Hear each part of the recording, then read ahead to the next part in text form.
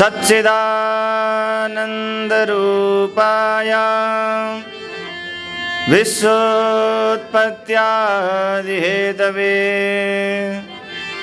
तापत्रयविनाशाय श्रीकृष्णाय वयं नमः। नारायणं नमस्कृत्य नरं चैव नरोत्तमं देवीं सरस्वतीं व्यासं ततो जयमुदीरये। वृंदावन के वृक्ष को मर्म न जाने को, डाल डाल और पात पात श्री राधे राधे हो। वृंदावन शोभन नहीं, नंदग्राम सुग्राम, वंशी बट सो बट नहीं, कृष्ण राम सो नाम। राधे मेरे स्वामिनी, मैं राधे जुकोदास, जन्म जन्म मोहे दीजियो श्री वृंदावन वास। सिय राममय सब जग जानी, करहूँ प्रणाम जोरे जुग पानी। बोले भागवत भगवान की। अकारण करुणा वरुणालय, भक्त वांछा कल्पतरु, तड़ित विनंदित पीतांबरधारी मुर मुकुटधारी वंशीधारी के साक्षात प्रत्यय वांगमयी प्रतिमूर्ति स्वरूप श्रीमद् भागवत महापुराण के चरणों में कोटि कोटि नमन। श्री कृष्ण प्रियातमा वृषभानु नंदिनी, सर्व सौंदर्य अधिष्ठात्री माधुर्य रस स्वामिनी श्री राधा रानी जी के चरणों में कोटि कोटि नमन। त्रिकालज्ञ श्रीमद् भागवत महापुराण के प्रणयन करता भगवान वेदव्यास जी के चरणों में कोटि कोटि नमन। घोर अज्ञान रूपी अंधकार से प्रकाश की ओर मार्ग प्रदर्शित करने वाले सद्गुरुदेव भगवान के चरणों में कोटि कोटि नमन। यहाँ के स्थान देवता, कुल देवता, पितृदेवता एवं संपूर्ण श्रीमद् भागवत कथा श्रवण करने के लिए बैठे हुए भक्त मानस के हृदय मानस पर विराजमान युगल सरकार के चरणों में कोटि कोटि नमन। बोले भक्तवत्सल भगवान की।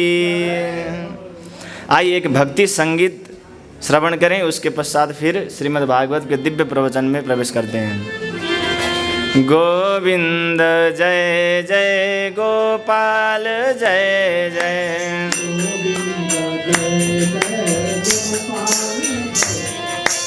गोविंद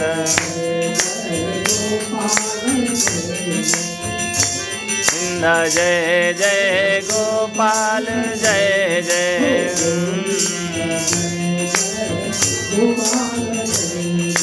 राधा रमण हरि गोविंद जय जय, राधा रमण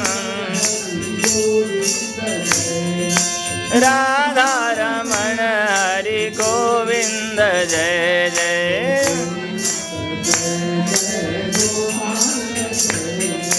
गोविंद जय जय गोपाल जय जय।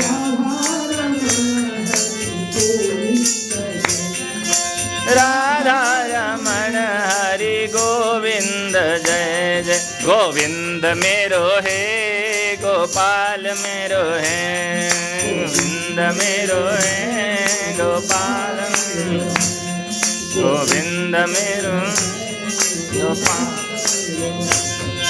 भागे बिहारी नंद लाल मेरो है, श्री भागे बिहारी नंद लाल।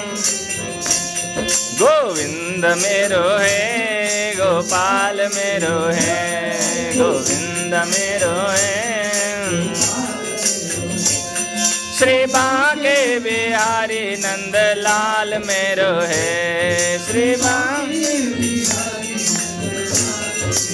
बोले बांके बिहारी लाल की। श्रीमद् भागवत महापुराण की। लक्ष्मी नारायण भगवान की। व्यास जी महाराज की। सुखदेव जी महाराज की। पशुपतिनाथ भगवान की। योग माया देवी की जय जय श्री राधे श्याम। सब लोग एक बार प्रेम से बोलिए राधे राधे। बड़े सौभाग्य की बात है, आज हम सभी लोग श्रीमद् भागवत महापुराण के इस रसपान यज्ञ के तृतीय दिवस के द्वितीय सत्र में हम सभी लोग उपस्थित हो चुके हैं। देखिए, आजकल के कलयुग के समय में मनुष्य के पास समय तो बिल्कुल है ही नहीं। कहीं कुछ काम कर रहे, कहीं कुछ काम कर रहे। एक व्यक्ति थे, बोल रहे भैया कहाँ जा रहे हो? बोले काम से जा रहे हैं। दूसरे दिन पूछे कहाँ जा रहे हो? काम से जा रहे। तीसरे दिन काम से जा रहे। समय हो गया 2 साल 3 साल 10 साल 20 साल बीत गया, हमेशा पूछो तो कहाँ जा रहे? काम से जा रहे। पता चलता है एक दिन काम से ही चले गए। गोविंदाय नमो नमः। काम से जाते जाते एक दिन हम लोग काम से ही चले जाते हैं, परंतु हम लोगों को भगवान की कथा श्रवण करने का फुर्सत समय नहीं है। देखिए, भगवान के कथा सुनने के अलावा और कुछ भी काम करने के लिए बोलो, सबसे आगे रहते हैं, किसी में पीछे नहीं रहते। हम 1000 बुरे काम कर लेते बिना फायदे के, परंतु जब हमें श्रीमद् भागवत कथा सुनना हो, कोई सत्संग करना हो, पूजा पाठ करना हो, तो बोलते भैया क्या फायदा होगा। सबसे पहले हम लोग फायदा पूछते हैं। किसी से पूछा कि भैया आप सुरती खाते हो? हाँ भैया सुरती खाते। सुरती खाने से क्या फायदा? कुछ नहीं फायदा। बीड़ी पीते हो? हाँ बीड़ी भी पीते। क्या फायदा? कुछ नहीं फायदा।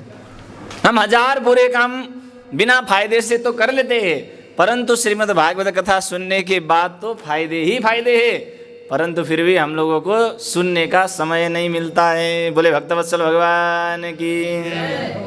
भगवान के शरण में जो कोई भक्ति भाव से जाता है तो भगवान उसके मनोकामना को संपूर्ण स्वयं पूरा कर देते हैं। एक बालक था, अपने पिताजी के साथ में बाजार में गया घूमने के लिए।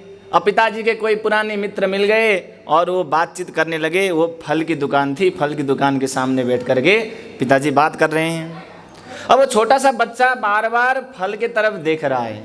वहाँ पर फल रखे हुए हैं बहुत सारे, फल की तरफ बार बार देख रहा है। और वो दुकानदार ने विचार किया कि छोटा सा बच्चा ही तो है, बार बार फल को देख रहा है, तो बोला कि बेटा उठा लो, बेटा उठा लो। बच्चा कहता है नहीं नहीं मैं नहीं उठाऊंगा। थोड़ी देर बाद फिर से देखने लगा, दुकानदार ने फिर से बोला बेटा उठा लो। बच्चे ने फिर भी नहीं उठाया। पिताजी की तरफ देखता है, उधर देखता है, फल की तरफ डर रहा है, नहीं उठा रहा है। उसने फल कितने बार भी कहा परंतु फल को नहीं उठाया। तब दुकानदार खुद खड़ा हो गया और उस बालक के हाथ में 2, जेब में 2, ऊपर वाले जेब में 2, पीछे वाले जेब में 2 करके लगभग 7-8 फल उसके हाथ में, बच्चे के हाथ में उसने दुकानदार ने दे दिया। अब यह कहने का भाव यह है कि अगर वो बच्चा खुद से अगर फल उठाता तो कितना उठाता? 1 उठाता। ज़्यादा से ज़्यादा उठा लेता तो 2 उठा लेता, उससे ज़्यादा कहाँ उठाता। परंतु जब दुकानदार ने अपने हाथ से दिया तो 7-8 फल दे दिया। तो हम भगवान के द्वार पर जाकर के भगवान से कुछ मांगते हैं, 2 हाथ से मांगते हैं तो भगवान दोनों हाथ भर करके देते हैं, परंतु हम दोनों हाथ से अगर नहीं मांगेंगे तो भगवान अपने हजारों हाथ से लुटाते हैं। बोले भक्तवत्सल भगवान की। मुकद्दर का लिखा कोई मिटा नहीं सकता, मन मर्जी की खुशियाँ कोई पा नहीं सकता। मुझे विश्वास है बांके बिहारी लाल पे इतना कि उनके दरबार से कोई खाली हाथ जा नहीं सकता।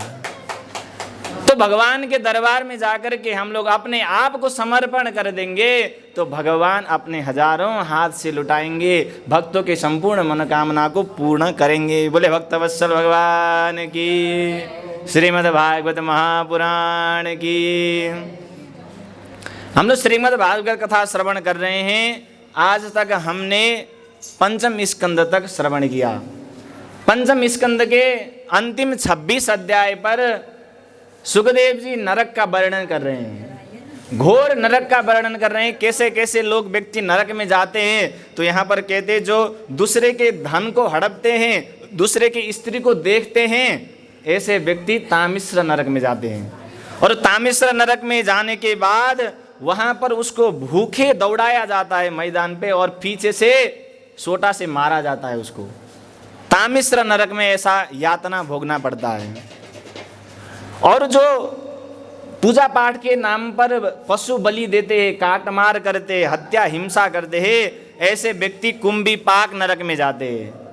और कुंभीपाक नरक में जाने के बाद गरम गरम तेल में उन लोगों को खौलाया जाता है।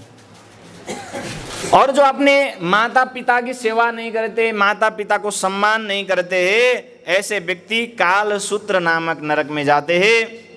और वहाँ का नरक का जमीन जो है बहुत गर्म होता है, जलता है उस जमीन में उसको दौड़ा करके जितने शरीर में उसके रोंग होते हैं उतने छिद्र रोंग, उतने वर्ष तक उस नरक में उसको यातना भोगना पड़ता है।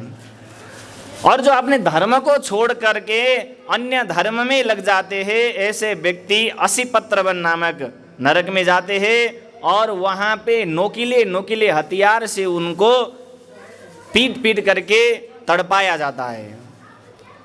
और जो हम लोग मच्छर को मारते हैं ना, हम लोग मच्छर मारते हैं, खटमल को मारते हैं, ये परेशान कर रहा है बल्कि मक्खी को मारते हैं, ऐसे मक्खी और खटमल मच्छर को मारने वाले लोग अंधकूप नामक नरक में जाते हैं। और उस नरक में वही मच्छर और खटमल के द्वारा उनको कटवाया जाता है।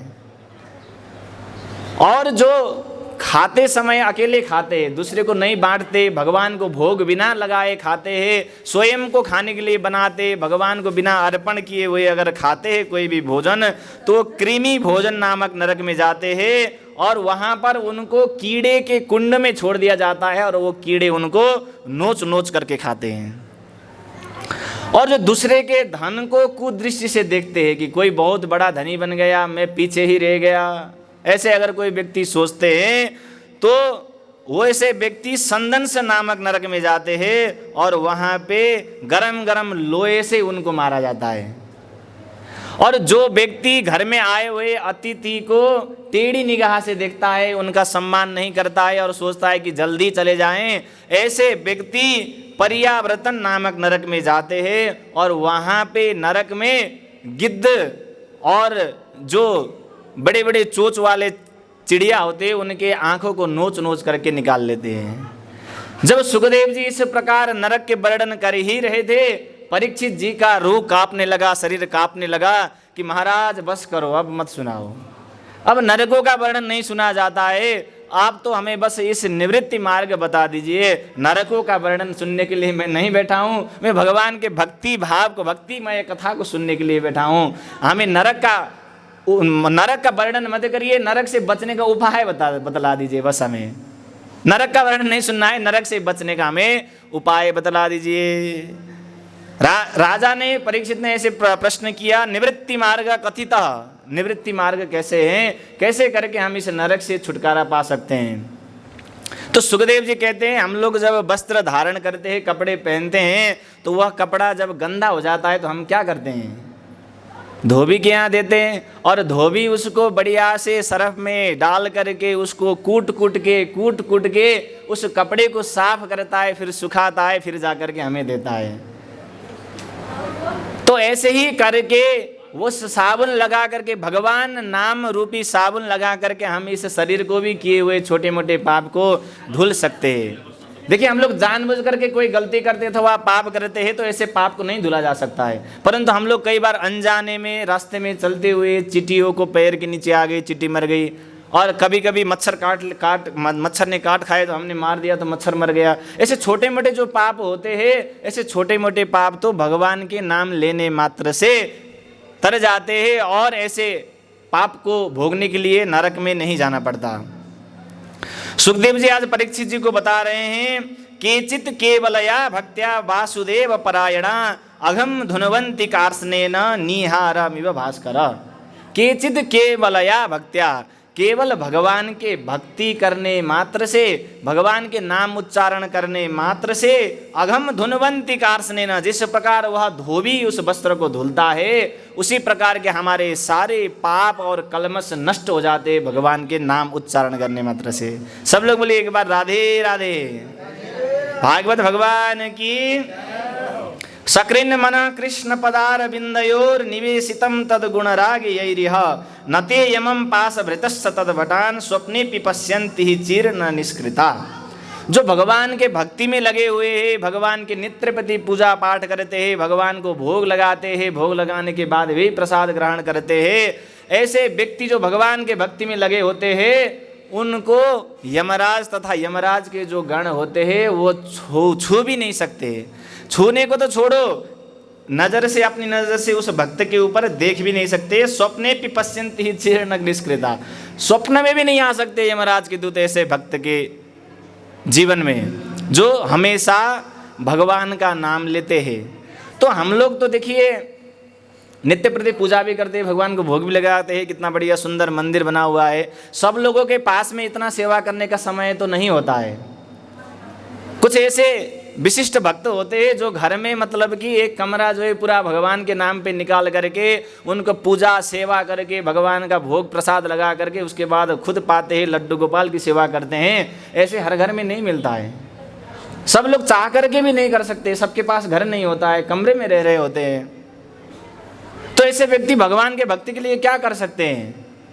तो कहते हैं श्लोकार्धम श्लोक पादम हुआ नित्यम भागवतोद्भव। महात्म्य में कहते हैं जो व्यक्ति भगवान के एक श्लोक को उच्चारण करता है, अथवा एक श्लोक उच्चारण करने का भी टाइम नहीं है, आधा श्लोक को ही उच्चारण करता है, अथवा एक पादम हुआ श्लोक के एक पाद को ही उच्चारण करता है, तो ऐसा व्यक्ति का जीवन धन्य हो जाता है। देखिए हम लोग भागवत नहीं पढ़े, नहीं जानते तो कोई बात नहीं, दिन में भगवान का नाम तो ले सकते हैं। और कुछ ना सही हम किसी से फोन में तो बात करते हैं, फोन में बात करते समय हम लोग सबसे पहले क्या बोलते हैं? हेलो। ये हेलो को नहीं जानते हैं आप लोग? एक व्यक्ति थे जिन्होंने फोन का आविष्कार किया, उनकी पत्नी का नाम था हेलो, और उन्होंने जब फोन आविष्कार किया एक पत्नी को दिया, एक खुद को लिया, दूर जाकर के उनने बोला हेलो, उसने बोला जी बोला होगा, कुछ भी बोला हो। तो मतलब उस फोन बनाने वाले पत्नी का व्यक्ति का पत्नी का नाम था हेलो, और हम सब लोग आज फोन करते समय क्या बोलते उठा करके? हेलो। तो इस समय हम लोग अगर हेलो के जगह में राधे राधे बोले, नारायण बोले, हरि शरणम बोले, एक बार भगवान का नाम अगर लिया जाए तो सुनने वाले का भी कल्याण होता है और कहने वाले का भी कल्याण होता है। तो आज के बाद से जो कथा श्रवण कर रहे हैं, फोन उठाने के बाद हेलो नहीं बोलेंगे, क्या बोलेंगे? राधे राधे। प्रेम से बोलिए राधे राधे। तो भगवान का नाम उच्चारण हो जाता है। दिन में किसी न किसी का फोन तो आता ही है, तो फोन आने के बाद हम लोग राधे राधे बोलें तो अपना भी कल्याण और जो सुनने वाले हैं उनका भी कल्याण। भक्तवत्सल भगवान की। ऐसे एक व्यक्ति की इतिहास श्रवण कराता हूँ बोल करके आज सुखदेव जी परीक्षित जी को अजामिल उपाख्यान श्रवण कराते हैं। कान्य कुब्जे दुजे कश्चिद दासे पतिरजामिल नामना नष्ट सदाचारो दास्या संसर्ग दूषित। एक ब्राह्मण थे जिनका नाम था अजामिल। अजामिल तो पहले ब्राह्मण के घर में पैदा हुए। पिताजी तो बहुत भगवान की सेवा करते थे, पूजा पाठ करते थे, यज्ञ करते थे। छोटे से ही उन्होंने भी सीखा, अजामिल ने भी छोटे से भक्ति भाव में लगे। विवाह भी हो गया अजामिल का। अपने पिताजी की सेवा करते थे, पिताजी यज्ञ करते थे तो समिधा ढूंढ करके अजामिल ले आते थे और पिताजी को दे देते। घर में सारे काम को सहयोग करते थे, सभी काम में हाथ बटाते थे अजामिल। एक दिन की बात है, समिधा ढूंढने के लिए जब वन में गए तो उन्होंने एक वेश्या को देखा, संसर्ग करते हुए एक वेश्या को देखा। आज देखा समिधा लेने जाते समय, फिर समिधा लेने आए, फिर देखा, देखते देखते उसी वेश्या के प्रति मोह हो गया अजामिल को। जब अजामिल को उस वेश्या के प्रति मोह हो गया तो उसको अपने घर के सारा संपत्ति लुटाने लगे। कभी बर्तन ले आकर के देते, कभी कुछ सोना वगैरह चांदी वगैरह ला करके उस वेश्या को देने लगे और आपस में प्रेम हो गया और उस वेश्या के साथ में अजामिल ने विवाह कर लिया और वहाँ से भागते हुए दूसरे जगह में जा करके रहने लगे। दासी पति अजामिल, उस वेश्या के पति अजामिल अब क्या करता है, पेट तो पालना ही है, तो सबसे पहले उसने चोरी डकैती करने लगा। दूसरे के धन को हड़पता, दूसरों को कष्ट देता और ऐसे कष्ट दे करके धन को चुरा करके ले आता और उसी से भरण पोषण करने लगा। यदा कदा सज्जन दुर्जनानाम विनाश काले विपरीत बुद्धि। अच्छे अच्छे जो विद्वान लोग भी होते हैं ना, जब विनाश होना होता है तो बुद्धि भी विपरीत हो जाती है। तो ऐसे ब्राह्मण पुत्र जो भक्ति में लगे हुए अजामिल आज जो है वेश्या के संसर्ग में लग करके बहुत बड़ा डाकू बन गया, चोर बन गया, चोरी करके अपना जीवन यापन करने लगा। देखिए, हम लोग भक्ति करते हुए अगर कभी चूक जाते हैं, हम लोगों से कुछ अपराध बन जाता है, जो भी हम लोग कार्य करते हैं अपने किए हुए संपूर्ण कार्य भगवान के चरणों में समर्पण कर देना चाहिए। गलती हर किसी से होता है, अगर उस गलती को हम लोग प्रयाश्चित करते हैं तो भगवान निश्चित रूप से भक्त की कल्याण कर देते हैं। जब किसी व्यक्ति को भक्ति के ऊपर भी अगर घमंड आने लग जाए कि मैं तो बहुत बड़ी भक्त हूँ, मैं तो भगवान का बहुत बड़ा भक्त हूँ, हमेशा पूजा पाठ सेवा करता हूँ, मेरे को क्या हो सकता है, कुछ नहीं होगा, बोल करके अगर प्रमाद बस भक्ति में भी अगर अहंकार आ गया तो भगवान यदा कदा सज्जन दुर्जनानाम विनाश काले विपरीत बुद्धि, बुद्धि विपरीत हो जाती है और कुछ ऐसे कार्य कर बैठते हैं जिससे जीवन भर के लिए कलंक लग जाता है। बोले भक्तवत्सल भगवान की। इसलिए जो हम भक्ति करते हैं, भक्ति करने के बाद भी हमारे अंदर कभी घमंड नहीं आना चाहिए। तो अजामिल अपने पत्नी के साथ में 7-8 संतान हो गए, गर्भ में एक संतान और पल रहा था। एक साधु संत जो है रात्रि में विचरण करते हुए उसी अजामिल के घर के सामने आ गए। साधु संत, उस समय अजामिल जो है रात्रि में चोरी करने के लिए गया था। तो अजामिल के पत्नी से कहा साधु संत ने कि हमको रहने के लिए आज वास स्थान दे दीजिए। सायंकाल में आए हुए ऋषियों को देख करके अजामिल की पत्नी ने सोचा कि अतिथि देवो भव, जो सायंकाल में आए हुए मेहमान होते हैं वो देवता के समान होते हैं। तो उसने बोला, देखो हमारे पति बहुत बड़े डाकू है, अगर वो आप लोगों को देख लेंगे तो छोड़ेंगे नहीं, मार डालेंगे, इसलिए आप लोग यहाँ से चले जाइए। साधु संत को तो क्या चिंता है, किसी भी चीज का चिंता नहीं है। वृक्ष कबहु न फल बखे, नदी न संचय नीर, परमार्थ के कारणे साधु न धरा शरीर। वृक्ष में फल लगते हैं परंतु वो वृक्ष अपने स्वयं खाने के लिए लगते हैं क्या? बोले नहीं, दूसरों के परोपकार के लिए लगते हैं। नदी न संचय नीर, जो नदी बह रही होती है वो क्या अपने आप को जल पीने के लिए बहती है? तो बोले नहीं, दूसरों के परोपकार के लिए ही बहती है। नदी न संचय नीर, परमार्थ के कारणे साधु न धरा शरीर। परमार्थ करने के लिए ही साधु विचरण कर रहे होते हैं। उनको न मृत्यु का भय होता है, न कोई जन्म का उत्सव होता है, न मृत्यु का भय होता है, किसी चीज से नहीं डरते। तो साधु संत ने कहा, आप चिंता मत करो देवी, वो जो कुछ कर लेगा कर लेगा, आप तो हमें रहने के लिए स्थान दे दो।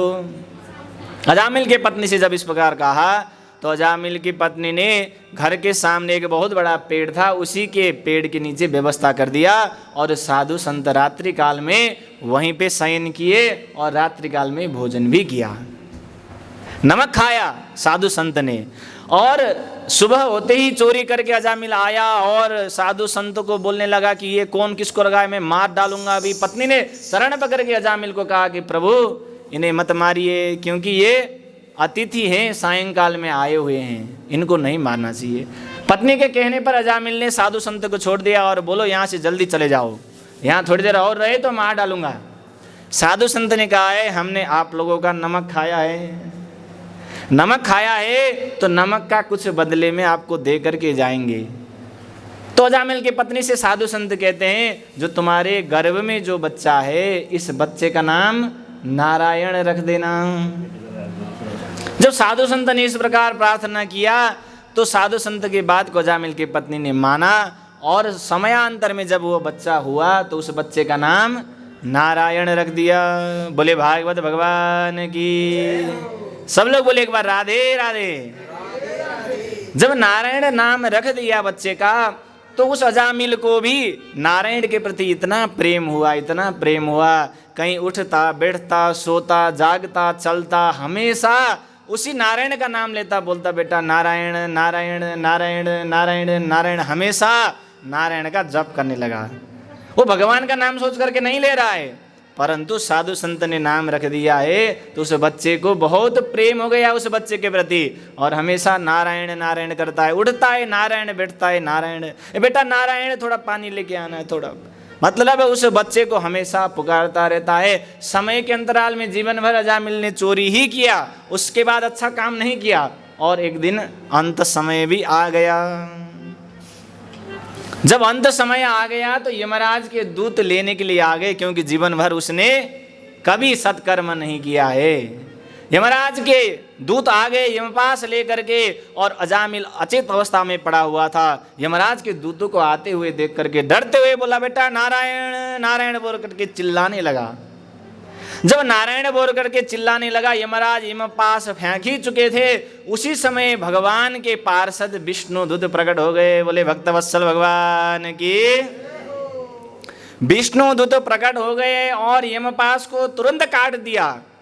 और विष्णु दूत यमराज के दूतों से कहते हैं यूयम वै धर्मराजस्य यदि निर्देशकारिणा ब्रूत धर्मस्य नस्तत्वम यच्च धर्मस्य लक्षणम। यमराज के दूतों से कहते हैं आप लोग धर्मराज के अगर पार्षद हो तो आप लोगों को धर्म के विषय में पता होना चाहिए।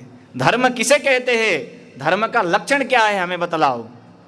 जब ऐसा चार हाथ वाले विष्णुदूत ने कहा तो यमराज के दूत भी डरने लग गए और बोलने लगे सुनिए हमने जो धर्म का लक्षण हमने पढ़ा है वो आपको बता रहे हैं। तो यमराज के दूत बोलते हैं वेदा प्रणिहितो धर्मो यधर्मस् तद विपर्यया वेदो नारायण साक्षात् स्वयंभूरिति विश्वश्रुमा। वेदा प्रणहितो धर्मो, जो वेद ने कहा है वही धर्म है। यधर्मस् तद विपर्यय, उसके विपरीत अधर्म है। जो वेद ने कहा है वही धर्म है और जो वेद के विरुद्ध है वही अधर्म है, ऐसा हमें धर्मराज ने सिखाया है। तो भगवान के पार्षद कहते हैं आपने क्या सही किया जो अभी कर रहे हैं। तो यमराज के दूत कहते हैं क्या गलत किया बताइए। इसने जीवन भर पाप कर्म किया, कभी भगवान का नाम नहीं लिया, और अंत्य समय में यमराज के दूत हम लोग लेने के लिए आ गए, तो आप लोग विघ्न बाधा करने के लिए क्यों आ रहे हो।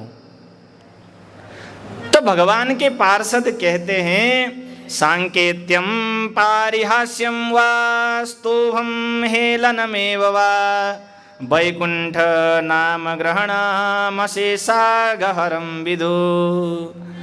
कोई व्यक्ति हास परिहास में भी भगवान का नाम लेता है। सांकेत्यम पारिहास्यम च, देखिए चोरों का झुंड था, चोरों का झुंड था नारायण, चोरों का झुंड था। चोरों का झुंड में मतलब कि उन लोगों ने ग्रुप में बताया था कि जब हम चोरी करने के लिए जाएंगे तो जब कुछ लोग अंदर घुस जाएंगे, कुछ लोग बाहर गेट में रहेंगे, कोई चोरी करते समय आ तो नहीं जाएगा, और उस घर का अगर मालिक आ गया तो हम लोग बोलेंगे नारायण। चोरों ने मतलब अपने संगठन में बताया, ध्यान से सुनिएगा, चोरी करने जाएंगे तो कुछ लोग अंदर जाएंगे, कुछ लोग बाहर गेट में रहेंगे, और उस घर का मालिक आ गया तो नारायण बोलेंगे। और उस घर का कोई सदस्य उस समय चोरी करते समय आ गया तो बाहर वाले क्या बोलेंगे, शिव शिव बोलेंगे। और अन्यत्र कोई बाहर के मेहमान अथवा कोई अगर अंदर उस घर में आते हुए देखें तो विष्णु विष्णु बोलेंगे। ऐसा उन लोगों ने शर्त रखा अपने चोरी की टीम में। तो चोरी करने के लिए गए, और कभी कोई मकान मालिक आता तो नारायण बोलते, और कोई घर के सदस्य आते तो शिव शिव बोलते, और कोई अतिथि आते तो विष्णु विष्णु बोलते। जो अंदर चोरी करने के लिए गए हैं तुरंत साधु का रूप धारण कर लेते और भिक्षाम दे करने लग जाते, सोचते कि घर में कोई साधु संत आए। ऐसे ही चोरी करते करते उनका जीवन पूरा व्यतीत हो गया, और अंत समय में यमराज के दूत लेने के लिए आ गए तो उनके पास भी भगवान के विष्णुदूत आकर के यमराज के दूतों को भगा करके इन्होंने भले ही चोरी किया है, हमेशा भगवान का नाम उच्चारण किया है, तो इनको वैकुंठ ले जाने के अधिकारी हैं, सोच करके सबको वैकुंठ धाम ले गए। बोले भक्तवत्सल भगवान की। तो कोई चोरी करते समय हो, सांकेत्य में हो, पारिहास्यम यानी कोई मजाक में भगवान का नाम लेता है, अरे राधे राधे बोलने से क्या होगा, कुछ नहीं होता, मैं नहीं बोलूंगा राधे राधे, बोल तो रहा है ना, बोल रहा है कि मैं राधे राधे नहीं बोलूंगा, फिर भी बोल रहा है। तो पारिहास्यम, दूसरे को कोई लोग होते कि चिढ़ाने के लिए, कोई पंडित जी रास्ते में जा रहे हैं तो पंडित जी देख करके राधे राधे करके हंस देते, मतलब चिढ़ाने के भाव से बोल रहे हैं, श्रद्धा से नहीं बोल रहे, फिर भी ऐसे व्यक्ति को भी भगवान के नाम लेने का फल मिल जाता है। वैकुंठ नाम ग्रहण अशेषागहरम विदु। ऐसे वैकुंठ नाथ भगवान का नाम उच्चारण करने से संपूर्ण पाप नष्ट हो जाते हैं और वैकुंठ धाम के अधिकारी हो जाते हैं। बोले भक्तवत्सल भगवान की। तो यमराज के दूत कहते हैं कि इसने अपने बेटे का नाम लिया है नारायण, हमारे प्रभु का नाम थोड़ी नारायण लिया है, इसने तो अपने बेटे का नाम लिया है। तो भगवान के पार्षद कहते हैं अज्ञानाद अथवा ज्ञानाद उत्तम श्लोक नाम यत संकीर्तितागम पुंसो देह दे दो यथा नला। इसने अपने बेटे का नाम लिया नारायण, हम मानते, परंतु इसके बेटे का नाम नारायण कब से है? ऐसे ही बोलो 6-7 साल पहले से है, परंतु हमारे स्वामी नारायण का नाम कब से है? अनादि अनंत कालों से भगवान नारायण का नाम है। तो पहले किसका नाम हुआ? भगवान का ही तो नाम हुआ। अरे आप लोग आग को जान करके छुए अथवा अनजाने में छुए, आग का धर्म क्या है? जलाना आग का धर्म है, तो वो आग तो आपको जला करके ही रहेगा। आप लोग जान करके विष को पिए अथवा अनजान में विष को पिए, तो विष का धर्म क्या है? मारना विष का धर्म है, तो अपने धर्म को वो तो करके ही रहेगा।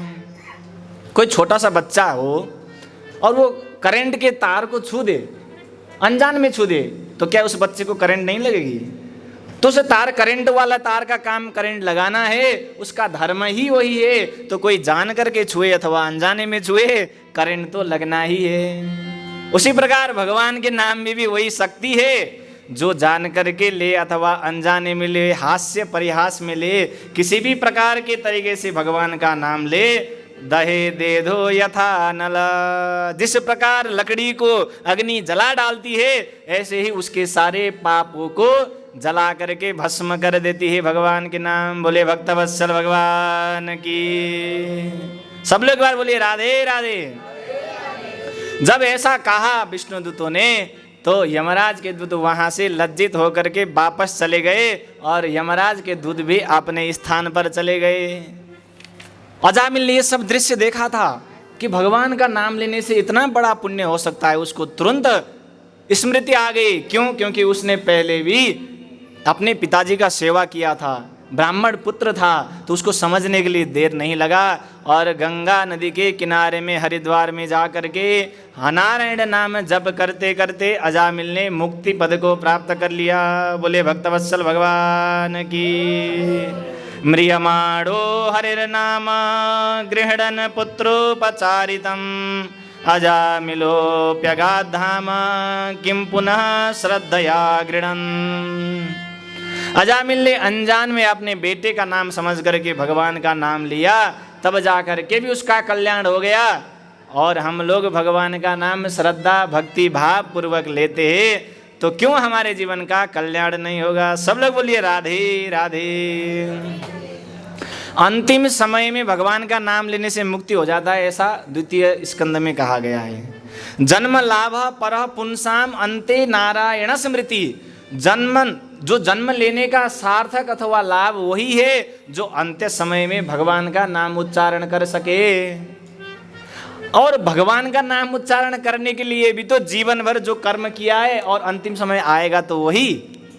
आप सोचो कि चलो कोई नहीं, अंतिम समय में भगवान का नाम ले लेंगे, अभी तो और कुछ काम कर लेंगे, पैसा कमा लेंगे और घर परिवार को प्रसन्न करेंगे, और अंतिम में भगवान का नाम लेना है तो क्या जरूरत है अभी से भागवत सुनने का, क्या जरूरत है कीर्तन करने का? अगर ऐसा सोचोगे अगर आप, तो अपने जीवन भर जो कर्म किया है उसी का फल अंतिम समय में मिलना है। देखिए हम लोग फोटो खींचने के लिए जाते हैं ना, फोटो खींचने के लिए जब जाते हैं तो 1 घंटा तक तो श्रृंगार ही करते रह जाते हैं। 1 घंटा तक श्रृंगार किया और उस फोटो खींचने में कितना समय लगता है? 1 सेकंड। उस 1 सेकंड के लिए हम लोग 1 घंटे से तैयारी कर रहे हैं, तब जाकर के 1 सेकंड के फोटो में हमारा फोटो अच्छा आएगा। तो हम लोग अंतिम समय में भगवान का नाम उच्चारण करना है, तो जीवन भर हमने जो कर्म किया है वही स्मरण अंत्य समय में आएगा। इसलिए आज तक हम लोगों ने जो जो कर्म किया, जो भी कर्म किया उसको भूल करके आज से पता चल गया, तो आज से ही भगवान के लिए कुछ समय निकालना और भगवान के लिए जप करना, भगवान का नाम उच्चारण करना। समझ गए ना सब लोग? समझ गए सब लोग? बोले एक बार राधे राधे। तो हम लोग भगवान के लिए भी दिन में अपना काम करते हुए भगवान के लिए समय निकाल लेना चाहिए। आप लोग, हम ये नहीं कह रहे कि मतलब दिन भर भगवान के जप करते रहो और दिन भर जप करते करते मतलब कि खाना बनाने का समय हो गया तो खाना भी मत बनाओ, राधे राधे करते रहो, राधे राधे। उधर खाना बनाने का टाइम हो गया, राधे राधे कर रहे हो। उधर ऑफिस जाने का टाइम हो गया, नहीं ऑफिस नहीं जाऊँगा मैं तो राधे राधे करूँगा। ऐसा नहीं, अपने संपूर्ण काम को करते हुए भगवान का अगर नाम उच्चारण करते हैं तो निश्चित रूप से हमारा कल्याण हो सकता है। बोले भक्तवत्सल भगवान की। अब यमराज के दूत वहाँ से यमलोक में गए और यमलोक में जा कर के यमराज से कहते हैं आज से आपका ड्यूटी नहीं कर रहे, चलो हटाओ, कुछ नहीं करेंगे, छोड़ दिया काम। क्यों नाराज हो रहे? यमराज ने कहा। तो यमराज के दूत कहते हैं आपने लेने के लिए भेजा था, हम गए। और यमराज के दूत कहते हैं कि विष्णु पार्षद आ गए और हमारे यमपाश को काट करके चले गए। बोलते हैं कि नारायण नाम लेने से उसका कल्याण हो गया। यमराज कहते धीरे से बोलो, धीरे से, और भी यहाँ नरक में पापी हैं, अगर नारायण नाम सुन लेंगे तो वह भी जो है मुक्ति को चले जाएंगे, इसलिए धीरे से बोलो। तो यमराज कहते हैं कैसे कैसे व्यक्ति को लेके आना है जो कभी भगवान का नाम नहीं लेते हैं। जिह्वा न भक्ति भगवद गुण नाम ध्येय चेतस चनस मरतित चरणारविंदम कृष्णायनो नमति शिरये कदापि तानानय ध्वमसतो कृत विष्णु कृत्या। जिह्वा न भक्ति भगवत गुण नाम देया, जिसके जिह्वा पर कभी भगवान का नाम नहीं आता है, दिन में एक बार भी भगवान का उच्चारण नहीं करता है, तो ऐसे व्यक्ति को पकड़ करके लाओ। चेतस स्मरतित चरणारविंदम। अच्छा, भगवान का नाम उच्चारण करने का समय नहीं मिला हो, क्या पता व्यस्त रहा हो, संसार का बहुत सारा काम रहता है, लोगों को धन कमाने के लिए चला गया हो, भगवान का नाम लेने का समय ना मिला हो, तो ऐसे व्यक्ति अगर चेतश्चन स्मरति तत्चरणारविंदम, भगवान के चरणों को दिन में एक बार याद भी ना करता हो, ठीक है उच्चारण नहीं कर पाता परंतु याद भी नहीं करता है, तो ऐसे व्यक्ति को उठा करके ले आओ। कृष्णायनो नमति शिर एकदापि, भगवान के मंदिर के पास से गुजरता है और भगवान के मंदिर में प्रणाम नहीं करता है, बिना प्रणाम करे हुए चला जाता है, तो ऐसे व्यक्ति को पकड़ करके लाओ। तानानयध्वमसतो कृत विष्णु कृत्यान, ऐसे अधर्मी पापियों को पकड़ करके लाओ और जो भगवान का नाम लेते हैं, भगवान के चरणों को स्मरण करते हैं, भगवान के मंदिर में जाकर के प्रणाम करते हैं, तो ऐसे व्यक्तियों को कभी भी लेकर के मत आना। बोले भक्तवत्सल भगवान की, श्रीमद् भागवत महापुराण की। सब लोग एक बार बोलिए राधे राधे। तो हम लोग दिन में एक बार भगवान का नाम अवश्य उच्चारण करें। अगर हम भगवान का नाम उच्चारण करते हैं तो हमको निश्चित रूप से नरक में नहीं जाना पड़ता। जब इस प्रकार का कथा को श्रवण कराया सुखदेव जी ने परीक्षित जी को, परीक्षित जी ने प्रश्न किया था, नरक का जब वर्णन किया तो इस नरक के डर से, इस नरक के भय से बचने के लिए क्या करें, तो भगवान का जो नाम लेता है उसको नरक नहीं जाना पड़ता है बोल करके सुखदेव जी ने इस प्रकार की कथा को श्रवण कराया। अब आगे के प्रसंग में सुखदेव जी कहते हैं हम लोगों ने चतुर्थ स्कंद के अंत्य समय में श्रवण किया था। प्राचीन बरही के 10 पुत्र भगवान के भजन करने के लिए गए थे और आते समय उन्होंने रास्ता भ्रमित हो गए और चारों तरफ बनी बन पेड़ ही पेड़ देखा, तो अपने मुख से आग निकाल करके सारे पेड़ को जब भस्म करने लग गए तो वृक्ष देवता प्रकट होकर के अपने पुत्री बाक्षी का विवाह उन प्राचेतस के साथ में कर दिया और प्राचेतस और बाक्षी के गर्भ से दक्ष का जन्म हुआ। यह दक्ष वही है जो दक्ष प्रजापति जिसको बकरे का सिर लगाया था। तो समयांतर में भगवान की स्तुति करते करते उसने प्राण त्याग कर दिया और समयांतर में फिर से दक्ष बन करके जन्म हो गया। दक्ष प्रजापति ने पांचजन्य की पुत्री पांचजनी, जिसको असिकनी नाम से भी जानते हैं, उनसे विवाह किया। जब असिकनी से विवाह किया और ब्रह्मा जी ने उनसे कहा कि सृष्टि को और आगे प्रारंभ करो, तो वहाँ से दक्ष ने मैथुनी सृष्टि प्रारंभ किया। मैथुनी सृष्टि प्रारंभ करते हुए हरिवस्व नामक 10,000 पुत्र को जन्म दिया। 10,000 पुत्र हो गए और 10,000 पुत्र को कहा कि जाओ भगवान के तप करो। भगवान के तप करने के लिए जब गए तो नारद जी रास्ते में आते हैं कि देखो इस संसार में सृष्टि को वृद्धि करके कोई फायदा नहीं है। जो भगवान का तप करता है, जो भगवान का भजन करता है, ऐसे ही व्यक्ति का उद्धार होगा, ऐसे ही व्यक्ति का कल्याण होगा। जब इस प्रकार से नारद जी ने सारे उन हरियस्व 10,000 पुत्रों को बताया तो सारे पुत्र जो है ब्रह्मचारी धारण करके भगवान के भजन करने के लिए वन में चले गए। इधर दक्ष प्रजापति को पता चल गया कि सारे हमारे पुत्र जो सृष्टि बढ़ाने के लिए तप करने के लिए भेजा था वो तो नारद जी ने ब्रह्मचारी बना दिया है। बहुत क्रोध आ गया। तो ब्रह्मा जी ने फिर से कहा कि आप चिंता मत करो और संतान उत्पन्न करो जो सृष्टि को आगे बढ़ाएं। तो दक्ष प्रजापति ने सबलस्व नामक 1000 पुत्रों को जन्म दिया। उनको भी तप करने के लिए भेजा तो नारद जी ने उनको भी दीक्षा दे करके ब्रह्मचारी बना दिया। बोले भक्तवत्सल भगवान की। नींद तो नहीं हारी आप लोगों को? आइए कोई भक्ति संगीत श्रवण करते फिर उसके बाद आगे कथा में श्रवण करें। बोले भक्तवत्सल भगवान की, भागवत भगवान की।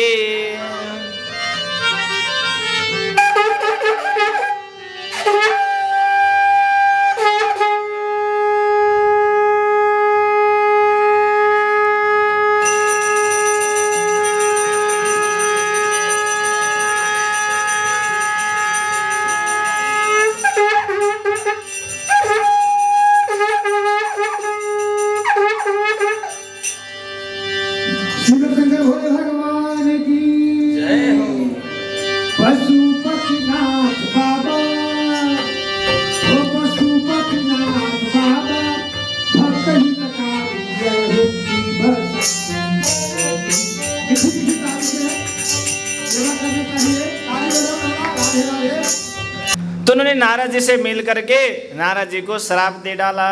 तस्मान लोकेषु ते मूढ़ा न भवेत् भ्रमता पदम। एक जगह में कहीं भी टिक न सकें, ऐसा श्राप दे दिया दक्ष प्रजापति ने।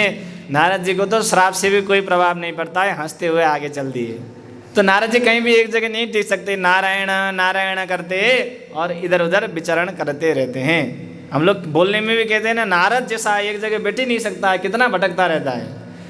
तो नारद जी को ऐसे दक्ष प्रजापति ने श्राप दिया था। दक्ष प्रजापति एकदम क्रोध में थे।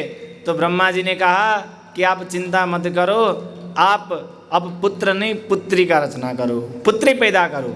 तब जाकर के दक्ष प्रजापति ने 60 बेटी को जन्म दिया। उन 60 बेटियों को 10 पुत्री धर्मराज को विवाह कराया। 10 धर्माय का इंदुर, 13 पुत्री कश्यप को दिया, 27 पुत्री चंद्रमा को दिया, 2 भूत को, 2 ऋषि को, 2 अंगिरा और बाकी बचे 4 पुत्री पुनः कश्यप को दे दिया। ऐसे करके 60 अपने पुत्रियों का विवाह कराया और उन्हीं 60 से आगे वंश प्रारंभ हो गया। कश्यप की पत्नी अदिति, जिनके गर्भ से विश्वानर्यमा पूषा त्वष्टा था सविता भग धाता विधाता वरुणो मित्र शक्र उरुक्रम। अदिति के गर्भ से देवता हुए, दिति के गर्भ से राक्षसगण हो गए और धनु के गर्भ से दानव जन्म हो गए। और इन्हीं देवता में तुष्टा ऋषि की पत्नी का नाम था रचना, जो दैत्य की बहन थी। दैत्य की बहन से विवाह हुआ और उन्हीं से विश्वरूप का जन्म हो गया। इधर एक समय की बात है, इंद्र स्वर्ग में बैठ करके मनोरंजन का समय था, सायंकालीन के समय में, और नाच गान कर रहे थे। बहुत सारे अप्सराएं नाच गान कर रहे थे और सब लोग उस इंद्र के सभा में मनोरंजन कर रहे थे। उसी समय में बृहस्पति आ गए। आचार्यणात्मनः सुरा, देव गुरु बृहस्पति आ गए। और देव गुरु बृहस्पति को इंद्र ने देखा तो सही, परंतु उस मनोरंजन के बीच में देव गुरु बृहस्पति का अपमान हो गया, अनदेखा कर दिया। देखिए, गुरु को जो अपमान करते हैं उनका कभी भी जीवन में कल्याण नहीं हो सकता है। और शिष्य भी कई बड़े विचित्र प्रकार के होते हैं। एक शिष्य थे, गुरुओं की सेवा करते थे। उनके मन में ये लालच था कि मैं इस गुरुजी के बाद इस आश्रम का मैं महंत बन जाऊंगा, गुरुजी के बाद मैं महंत बनूंगा। दो शिष्य थे, गुरुजी के प्रिय शिष्य दोनों के मन में था कि गुरुजी के बाद महंत तो मैं ही बनूंगा। और जितना हो सके गुरुजी की सेवा किया करते थे। गुरुजी की सेवा करते थे। सायंकाल में गुरुजी के चरणों में तेल भी लगा देते थे, सेवा करते थे, मालिश करते थे, तेल लगा देते थे। और दोनों शिष्य ने एक एक पैर अपना अपना अलग किया था। ये मेरा वाला पैर है और ये तुम्हारा वाला पैर है। दोनों शिष्य ने आपस में पैर विभाजन किया था अपने गुरुजी का। तो एक दिन की बात है, गुरु चरण सेवा कर रहे थे दोनों शिष्य। सेवा करते करते एक शिष्य ने जो है अपने चरण को सेवा करते करते दूसरे वाले मित्र के चरण के गुरुजी को जो है चिमुटी काट दिया दूसरे वाले गुरुजी को। मतलब उसी गुरुजी के दूसरे चरण को काट दिया जो अपने चरण को सेवा कर रहा है, और दूसरे को काट दिया। और दूसरे वाले शिष्य को पता चला, अच्छा मेरे वाले चरण को मतलब कि इसने चिमोटी काटा है, चलो मैं बताता हूँ, बोल करके दूसरे वाले गुरुजी के जो पैर थे उसके रों को, बाल को नोच दिया। दोनों शिष्य हैं, एक ही गुरुजी के दोनों चरण सेवा कर रहे, एक चरण सेवा कर रहे, दूसरे वाले चरण सेवा कर रहे। और फिर से इधर वाले को गुस्सा आया और बाहर गया और एक लकड़ी ला करके उठा के मारा तो गुरुजी का पैर टूट गया। बोले गोविंदाय नमो नमः। दूसरे वाले शिष्य को भी गुस्सा आया, बाहर से लकड़ी आया और गुरुजी का दूसरा पैर भी गोविंदाय नमो नमः कर दिया। बोले भक्तवत्सल भगवान की। तो मतलब कि ऐसे नहीं होना चाहिए शिष्य, गुरुजी के प्रति श्रद्धा भक्ति भाव होना चाहिए। गुरुजी के दिए हुए ज्ञान को संपूर्ण ब्रह्मांड में प्रचार करें, ऐसे शिष्य होना चाहिए। एक गुरुजी के ऐसे शिष्य थे, दो शिष्य बहुत प्रिय थे। उन दोनों को बोला कि देखो मेरे इस आश्रम के बाद मैं उसी को महंत बनाऊंगा, उसी को अपना सिंहासन प्रदान करूंगा जो योग्य होगा, जो मेरे मन को जीत सकेगा। जब ऐसा कहा और दोनों शिष्य को एक गुरु पूर्णिमा के दिन में बुलाया और दोनों को एक एक मुट्ठी चना दिया, दोनों को एक एक मुट्ठी चना दिया। और आज के 10 साल बाद जो ये चना मुझे जैसे के तैसे ला करके देगा उसी को मैं अपना राज सिंहासन दूंगा, ऐसा गुरुजी ने कहा। तो दोनों शिष्य में एक शिष्य के लंबे लंबे बाल थे, उसने सोचा कि मैं इसी बाल में चने को रख लूँगा, 10 साल बाद आके गुरुजी को दे दूंगा। उसी बाल में लपेट करके गांठ लगाया और घर को चल दिया। और दूसरे वाले शिष्य ने क्या सोचा, चलो ये एक मुट्ठी चने हैं, मैं इसको खेत में बो दूंगा और जो होगा अगले साल जो आएगा उसको। ऐसे करते करते उसने एक मुट्ठी चने को खेत में बोया, वहाँ से फिर से बहुत सारा चना आया, 1 बोरी हो गया, 1 बोरी को फिर से बो दिया, 1000 बोरी हो गया। ऐसे करते करते जो है कि 10 साल बाद फिर से गुरु पूर्णिमा आया और उस गुरु पूर्णिमा में दोनों शिष्य आ गए। गुरुजी ने कहा, मैंने तुम लोगों से कहा था कि जो मेरे दिए हुए चने को यथावत लेके आएगा मैं उसी को राज्य सिंहासन दूंगा। तो वो जो बाल वाला शिष्य था उसने जल्दी जल्दी में अपना बाल खोला और नीचे जब चने को गिराने लगा तो पूरा सड़ गया था, कीड़े पड़ गए थे उस चने में। दूसरे वाले शिष्य से कहा कि तुमको दिया हुआ चना कहाँ है? तो वो शिष्य कहता है कि गुरुदेव, आपने जो एक मुट्ठी चना दिया था उसको संभालते संभालते जो है कि 10 ट्रक हो गया, और जो बाहर जो 10 ट्रक खड़े हैं वो चने से भरे हुए। बोले भक्तवत्सल भगवान की। तो कहने का भाव यही है कि जो गुरुजी के दिए हुए ज्ञान को सदुपयोग करें, दूसरों को बांटें, दूसरों को प्रदान करें, वही ज्ञान सार्थक है। तो उस शिष्य को जो है गुरुजी ने अपना ये योग्य है सोच करके सिंहासन प्रदान कर दिया। तो गुरु का हमेशा सम्मान करना चाहिए, गुरु के दिए हुए ज्ञान को प्रचार प्रसार करना चाहिए। परंतु आज इंद्र क्या कर रहे हैं, सभा में आए हुए गुरुजी को भी अपमान कर रहे हैं, देखते हुए भी अनदेखा कर रहे हैं। नोच्चाला सनादिंद्र पश्यन्नपि सभागतम। इंद्र ने एक बार ऐसे देखा गुरुजी को और इधर मुंह कर लिया, तो दोबारा गुरुजी की तरफ देखा भी नहीं इंद्र ने, मनोरंजन के चक्कर में। उसके बाद देव गुरु बृहस्पति को अपमानित महसूस हुए और वहाँ से देव गुरु अंतर्ध्यान हो गए। जब बृहस्पति वहाँ से अंतर्ध्यान हो गए और इधर सभा भी समापन हो गया, इंद्र ने फिर देखा इधर उधर गुरुजी कहीं नहीं है, तो मुझसे अपराध हो गया सोच करके गुरु आश्रम में गया। गुरु आश्रम में भी गुरु नहीं थे, कहीं भी गुरुजी को नहीं देखा। गुरुजी के बिना स्वर्ग में जो है दैत्यों का चलावा चलने लगा, देवताओं का बल कमजोर होने लग गया। देखिए, जो हमारे घर के जो पुरोहित होते हैं ना, वो यजमानों के कल्याण के लिए जो यज्ञ करते हैं, उन्हीं से यजमानों का वृद्धि होता है। ऐसे ही देवगुरु बृहस्पति यज्ञ करते थे, उन्हीं से देवता लोग पुष्ट होते थे।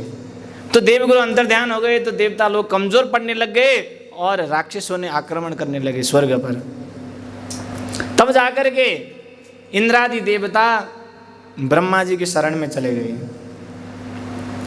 ब्रह्मा जी के जब शरण में चले गए तो सबसे पहले तो इंद्र आदि देवताओं को ब्रह्मा जी ने डांटा, गुरु का अपमान करते हो तुम लोग, तुमको ऐसा सजा मिलना ही था। क्यों? क्योंकि तुमने गुरु का अपमान किया है। जो गुरु को अपमान करता है उसका कभी भी जीवन में कल्याण नहीं हो सकता है। बोले भक्तवत्सल भगवान की। तो बहुत गिड़गिड़ाया इंद्र आदि देवताओं ने, बहुत बड़ा गलती हो गया, क्षमा कर दीजिए, आज के बाद से ऐसा कोई गलती नहीं करेंगे। तब जाकर के ब्रह्मा जी ने उपदेश दिया कि तुष्टा के पुत्र जो विश्वरूप है उन्हीं को जाकर के गुरु बनाओ, क्योंकि अभी के समय में गुरु बनाने के लिए योग्य और शिक्षित व्यक्ति है कोई तो वो विश्वरूप है। इस प्रकार से जब इंद्र आदि देवताओं को ब्रह्मा जी ने कहा तो वो सीधे विश्वरूप के यहाँ चले गए। पुत्राणाम हि परो धर्म पितृशुश्रूषणं सताम अपि पुत्रवताम ब्रह्मन् किमुत ब्रह्मचारिणाम। विश्वरूप से कहा कि आप गुरु बनो, देवताओं के बेटे हैं एक हिसाब से विश्वरूप। तो देवता लोग कहते हैं पिताओं का सेवा करना बेटों का धर्म है, परंतु विश्वरूप कहते हैं नहीं, मैं ब्रह्मचारी बनूंगा, मैं गुरु नहीं बनने वाला हूँ। गुरु बनने के बाद कितने ताने सुनने पड़ते वो तो हमें पता है। यजमान के लिए जितना भी करो, गुरु को कभी जस नहीं देते, अपजस ही देते हैं कि कभी ये नहीं हुआ, कभी वो नहीं हुआ, कभी गुरुजी ने ऐसा नहीं किया, कभी वैसा नहीं किया। कभी कभी तो पुरोहित को अपमान कर देते कि अरे तुम्हारे घर में खाने नहीं इसलिए आए हो, ऐसा कर्म मेरे को नहीं करना है, मैं नहीं करूँगा बोल करके विश्वरूप ने साफ मना कर दिया। परंतु इंद्रादि देवताओं ने बहुत प्रार्थना किया, बहुत समझाया, तब जाकर के विश्वरूप कहीं माने। तो हम लोग भी घर में जो हमारे पुरोहित होते हैं, गुरुदेव होते हैं, उनका जितना हो सके सम्मान करना चाहिए। देखिए, पुरोहित जो हमारे हित के लिए ही है, इसलिए उनका नाम ही पुरोहित है। इसलिए पुरोहित का कभी अपमान नहीं करना चाहिए, हमेशा सम्मान करना चाहिए, क्योंकि पुरोहित हमारा कभी अच्छा ना हो ऐसा नहीं सोचते, हमेशा कल्याण ही सोचते। बोले सद्गुरुदेव भगवान की। तो आज विश्वरूप मान गए इंद्र आदि देवताओं के गुरु बनने के लिए। तो उन्होंने सभी देवताओं को रक्षा करने के लिए नारायण कवच प्रदान करने का निर्णय किया, और नारायण कवच का गुप्त ज्ञान संपूर्ण देवताओं को आज विश्वरूप ने प्रदान किया। बोले भक्तवत्सल भगवान की।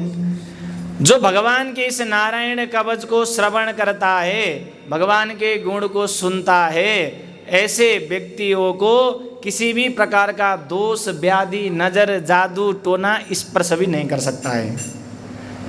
भगवान का सुंदर स्तुति किया इसमें, भगवान का अष्टभुज है, भगवान का शंख चक्र ढाल तलवार, गदा, बाण, धनुष, फंदा, ये सब जो है भगवान का अष्टभुज है। ये 8 हाथों में लेकर के भगवान भक्तों का रक्षा करते हैं।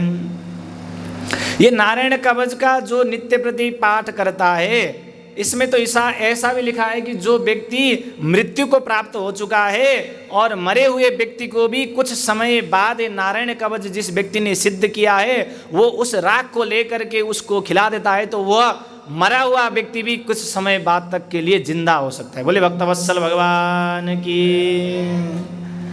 नारायण कवच का इतना महिमा बताया। जब नारायण कवच का यज्ञ संपन्न कराया तो इंद्र आदि देवता फिर से पुष्ट हो गए, बलवान हो गए, और राक्षसों का हिम्मत नहीं हुआ स्वर्ग में आक्रमण करने का।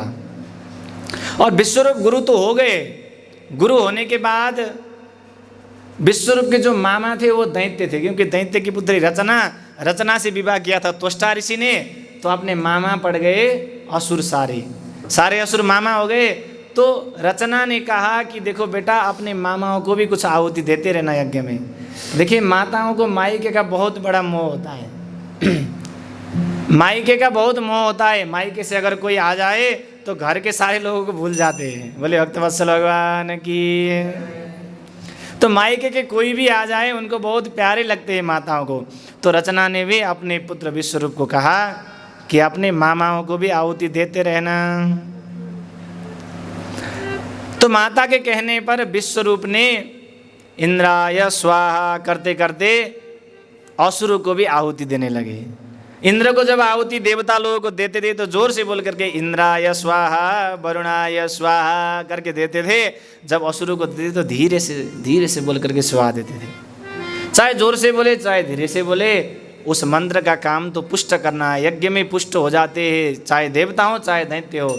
जब यज्ञ में दैत्यों के लिए आहुति देने लगे तो इंद्र ने पीछे से आकर के देख लिया और सुन लिया कि ये तो दैत्य को भी आहुति दे रहे। दिन प्रतिदिन दैत्य भी बलवान होते जा रहे, देवता भी बलवान हो रहे। तो इंद्र को आश्चर्य लगा।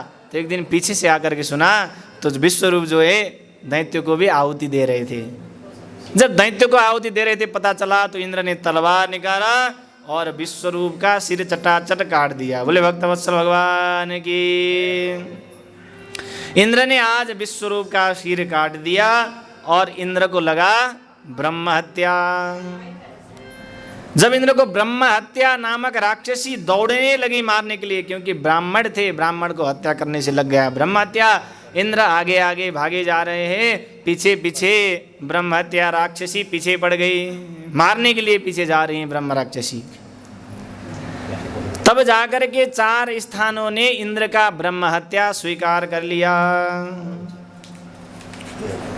4 स्थान कौन कौन सी जगह जिन्होंने ब्रह्म हत्या को ले लिया?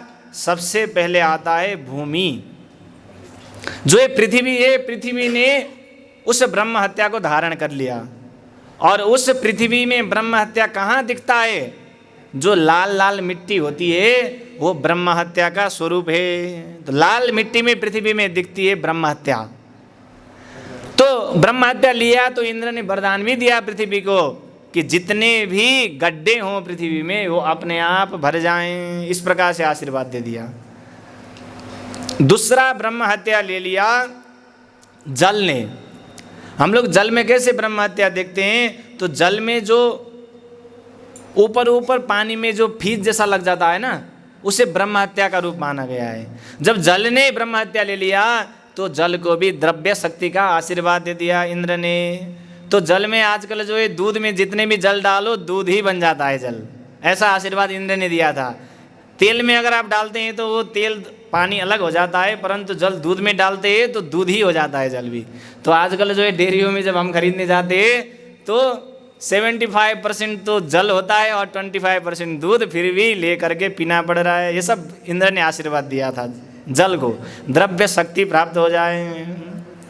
तीसरा ब्रह्म हत्या लिया पेड़ ने। तीसरा ब्रह्म हत्या लिया पेड़ ने। और पेड़ में ब्रह्म हत्या कैसे दिखता है?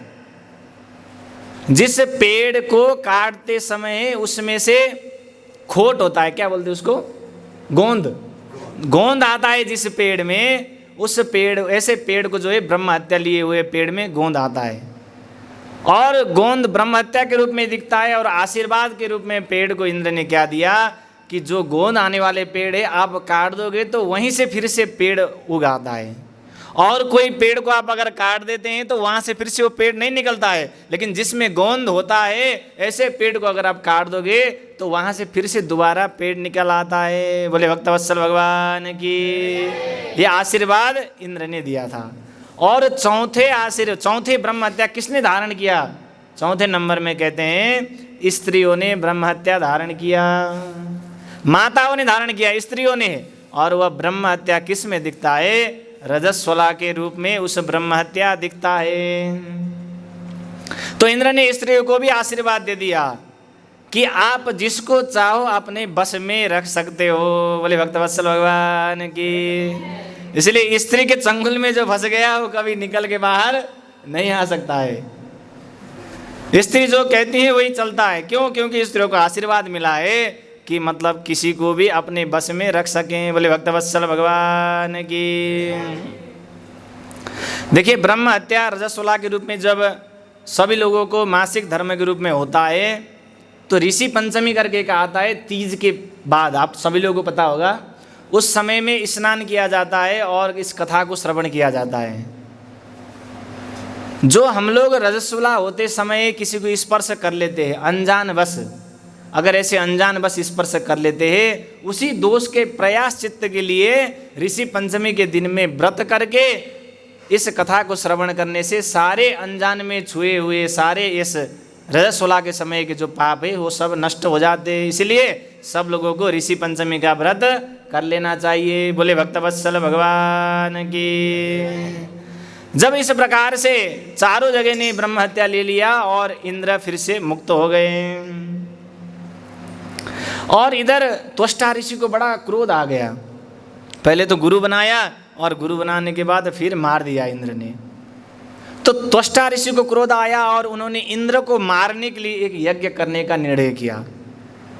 और यज्ञ में कहते हैं इंद्र शत्रु विवर्धस्व। इंद्र को मारने के लिए उन्होंने यज्ञ किया था, लेकिन व्याकरण की दृष्टि से जो उदात्त होता है उसको उच्चारण करते समय वैदिक मंत्र है इंद्र शत्रु विवर्धस्व, ऐसा होना चाहिए। उन्होंने इंद्र शत्रु रस्व कर दिया, दीर्घ के जगह में रस्व कर दिया, तो इंद्र से मरने वाला पैदा हो, इस प्रकार का श्लोक हो गया। देखिए, संस्कृत बहुत गूढ़ भाषा है, सरल भी है और कठिन भी है। और आप लोग सोचो कि हम भी भगवान का भजन करते हैं, शायद कोई गलती हो जाए तो भगवान शायद हमसे नाराज हो जाए। नहीं, कदापि नहीं। आप अगर विष्णवे नमः करते हैं अथवा विष्णाय नमः करते, कुछ भी करते रहो, भक्ति भाव से अगर करते हो तो आपके ऊपर भगवान कभी नाराज नहीं होते। जो भक्त को देने वाले फल होते हैं वो दे करके ही रहते हैं। परंतु आप किसी को मारने के लिए, किसी का नुकसान पहुंचाने के लिए कुछ भक्ति कर रहे हैं और उसमें आपने त्रुटि किया तो वो उल्टा अपने आप को लग जाता है। प्रेम से बोलिए राधे राधे। तो आप लोग चिंता मत करिए कि हम लोग भगवान का नाम जप करते हैं तो उसमें कुछ गड़बड़ हो रहा हो तो शायद कुछ गलत फल मिले, ऐसा कभी नहीं हो सकता है। हालांकि संस्कृत का श्लोक जो है जितना हो सके उच्चारण शुद्ध कर लेना चाहिए। एक जगह की बात है कि जो है कि नित्य प्रति एक व्यक्ति अपने नवरात्रि में पंडित जी को बुलाते और दुर्गा सप्तशती की पाठ करवाते। और दुर्गा सप्तशती में एक श्लोक आता है भार्याम रक्षतु भैरवी। भार्याम रक्षतु भैरवी का मतलब होता है मेरी पत्नी को देवी भैरवी रक्षा करें। और पंडित जी को संस्कृत के विषय में ज़्यादा पता नहीं था, पुस्तक में जो लिखा था उन्होंने वही पढ़ दिया। पुस्तक में लिखा था भार्याम भक्षतु भैरवी, पुस्तक में लिखा था रक्षतु की जगह में भक्षतु लिखा था, प्रिंटिंग मिस्टेक था।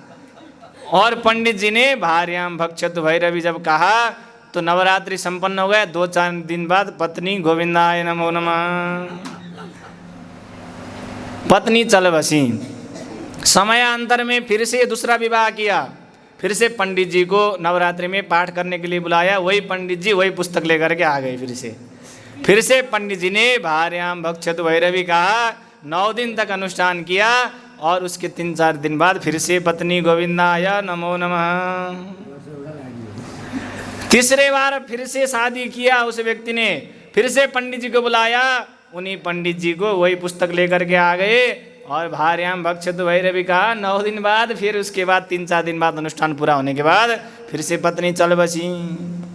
और जजमान परेशान हुए, ये हो क्या रहा है, कुछ समझ में नहीं आ रहा है यजमान को। जितने भी विवाह करूं, ज्योतिषी के यहाँ गए, चीना दिखवाया, कुंडली दिखवाया, कुंडली दिखवाया तो कहते कुंडली में तो कोई दोष नहीं है, पत्नी का मृत्यु होने का कोई दोष नहीं है कुंडली में।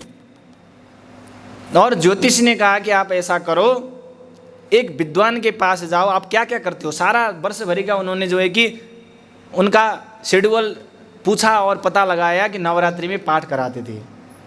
तो उन्होंने कहा एक अच्छे गुरुजी के पास जाओ और उन गुरुजी को भी ले आओ, और जो पाठ करते उन गुरुजी को भी ले आओ और नवरात्रि में पाठ कराओ, फिर पता चलेगा हुआ क्या है। तो जजमान जो है दूसरे गुरुजी के पास में गए और नवरात्रि का पाठ करना है, ठीक है। दूसरे पंडित जी भी आए पुस्तक लेकर के, जो पहले बुलाते थे वो पंडित जी भी पुस्तक लेकर के आ गए और पाठ उन्हीं से करवाए जो पहले करते थे। और दूसरे पंडित जी को देखने लगाए, देखो पाठ कैसे करते हैं। तो जो पहले से पाठ करने वाले पंडित जी थे, उन्होंने फिर से कहा भार्याम भक्षतु भैरवी। दूसरे वाले पंडित जी ने तुरंत टोक दिया, देखो गलती यहाँ हो रखा है, इसीलिए पत्नी जा रही है।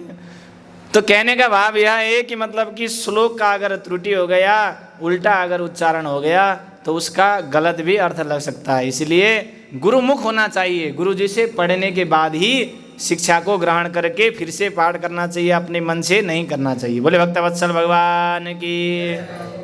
इसलिए गुरु जी मंत्र देते हैं, गुरु मंत्र देने के बाद उस गुरु मंत्र का जप करके कोई भी किसी भी भगवान को प्रसन्न कर सकता है। तो जो भी हम लोग करते हैं वो सब गुरुमुख होना चाहिए। बोले भागवत भगवान की, भक्तवत्सल भगवान की। तो तुष्टा ऋषि ने इंद्र शत्रु विवर्धस्व कहा, इंद्र से मरने वाला ऐसा असुर पैदा हो जाए बोला। तो वहाँ से वृत्रासुर का नामक एक दैत्य प्रकट हो गया। उस यज्ञ से वृत्रासुर प्रकट हो गया और पहले मंत्र में त्रुटि हो चुका है और इंद्र से मरने वाला है, तब भी जा करके इंद्र से युद्ध करने के लिए चला गया। इतना भयंकर शक्तिशाली, इतना शक्तिशाली असुर था, वो एक बार हिल जाता तो पूरा पृथ्वी मंडल ही इधर उधर हो जाता, डोलने लग जाता। इतना बड़ा असुर, इतना ऊंचा था कि मतलब बादलों को तितर बितर कर देता था, ऐसे करके बादलों को हटाते हुए चलता था, इतना बड़ा असुर। सारे देवताओं को मारने लगा, इधर उधर देवता लोग भागा दौड़ी करने लगे, इंद्र को ढूंढ रहा है, सभी देवताओं को मार रहा है वह शत्रु। और आज इंद्र भयभीत होकर के ब्रह्मा जी के पास पहुंच गए। जब ब्रह्मा जी के पास में इंद्र पहुंच गए तो उसको मारने के लिए कोई छोटा मोटा हथियार से वह शत्रु नहीं मार सकता है। तुम जाओ दधीचि ऋषि के आश्रम में जाओ और उन्हीं दधीचि ऋषि के हाड़ हड्डी से जो है कि एक वज्र बनाओ और उसी वज्र से इस शत्रु का मर्दन हो सकता है। बोले भक्तवत्सल भगवान की। जब ब्रह्मा जी से ऐसा सलाह पाया इंद्र आदि देवताओं ने, तो सारे देवता लोग आज चले गए दधीचि ऋषि के आश्रम में हड्डी की याचना करने के लिए। ननु स्वार्थ परो लोको न वेद पर संकटम, यदि वेद न याचेत नेति न यदीश्वर। देवता लोग दधीचि ऋषि से प्रार्थना करके कहते हैं, ननु स्वार्थ परो लोको, यह सारा संसार स्वार्थी है, सब लोग अपने स्वार्थ के लिए ही जीवन यापन कर रहे हैं। हम लोग भी अपने स्वार्थ के लिए ही जीवन यापन कर रहे हैं। हम लोग चाहे हंसते चाहे रोते, दूसरे के हाथ में हमारे खुशी की चाबी है।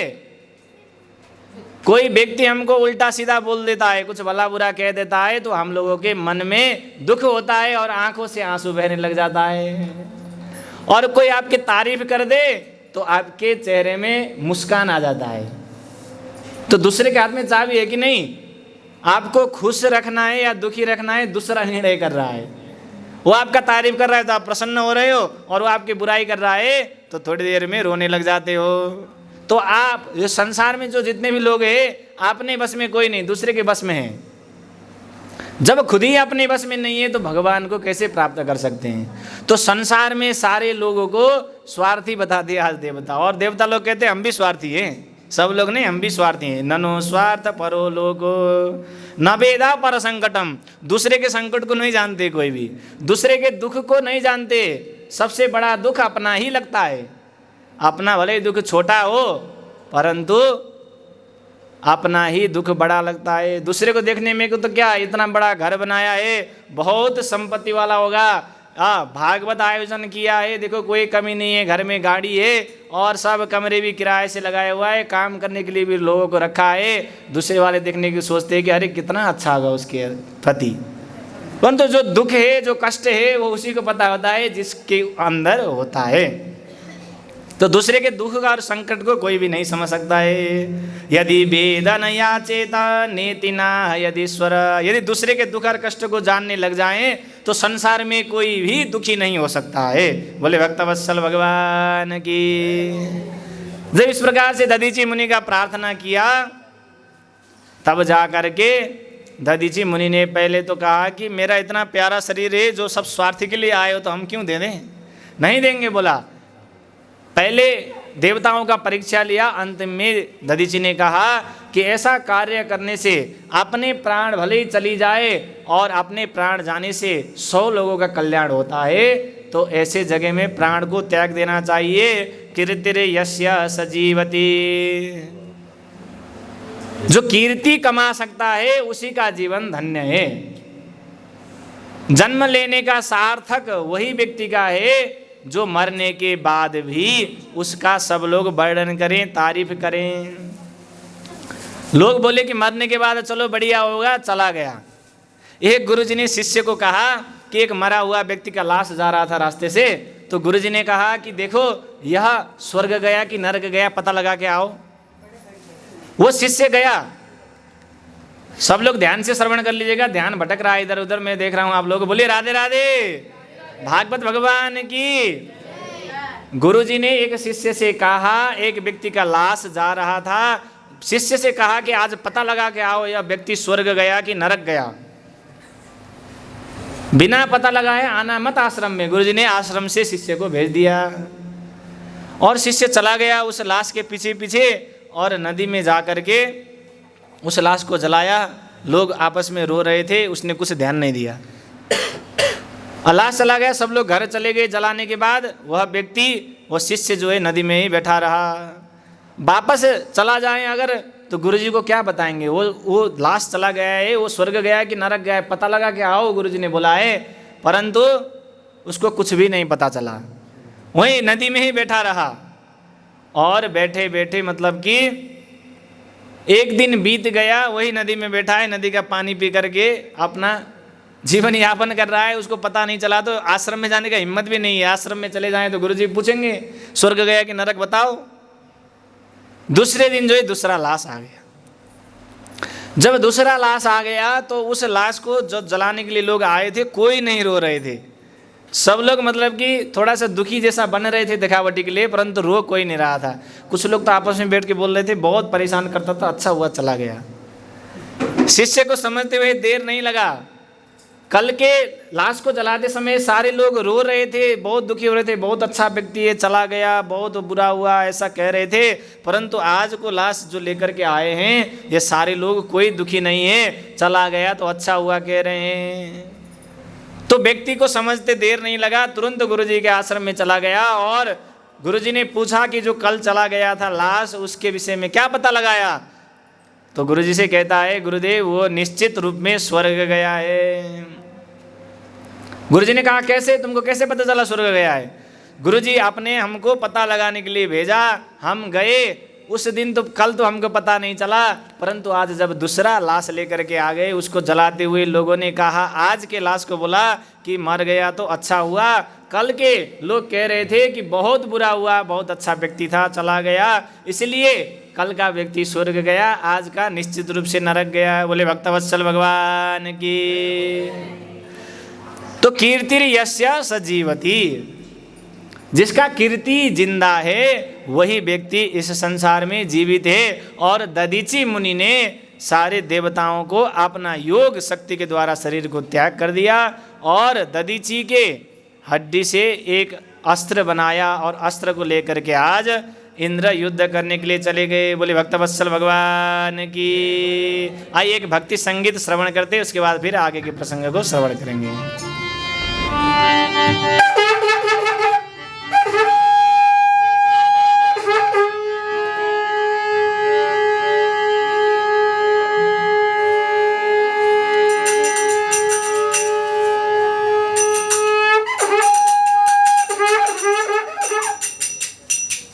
बोले भक्तवत्सल भगवान की, श्रीमद् भागवत महापुराण की, वृंदावन बांके बिहारी लाल की, पशुपतिनाथ भगवान की, व्यास जी महाराज की, सुखदेव जी महाराज की, संपूर्ण कर्ता परिवार की, आज के आनंद की।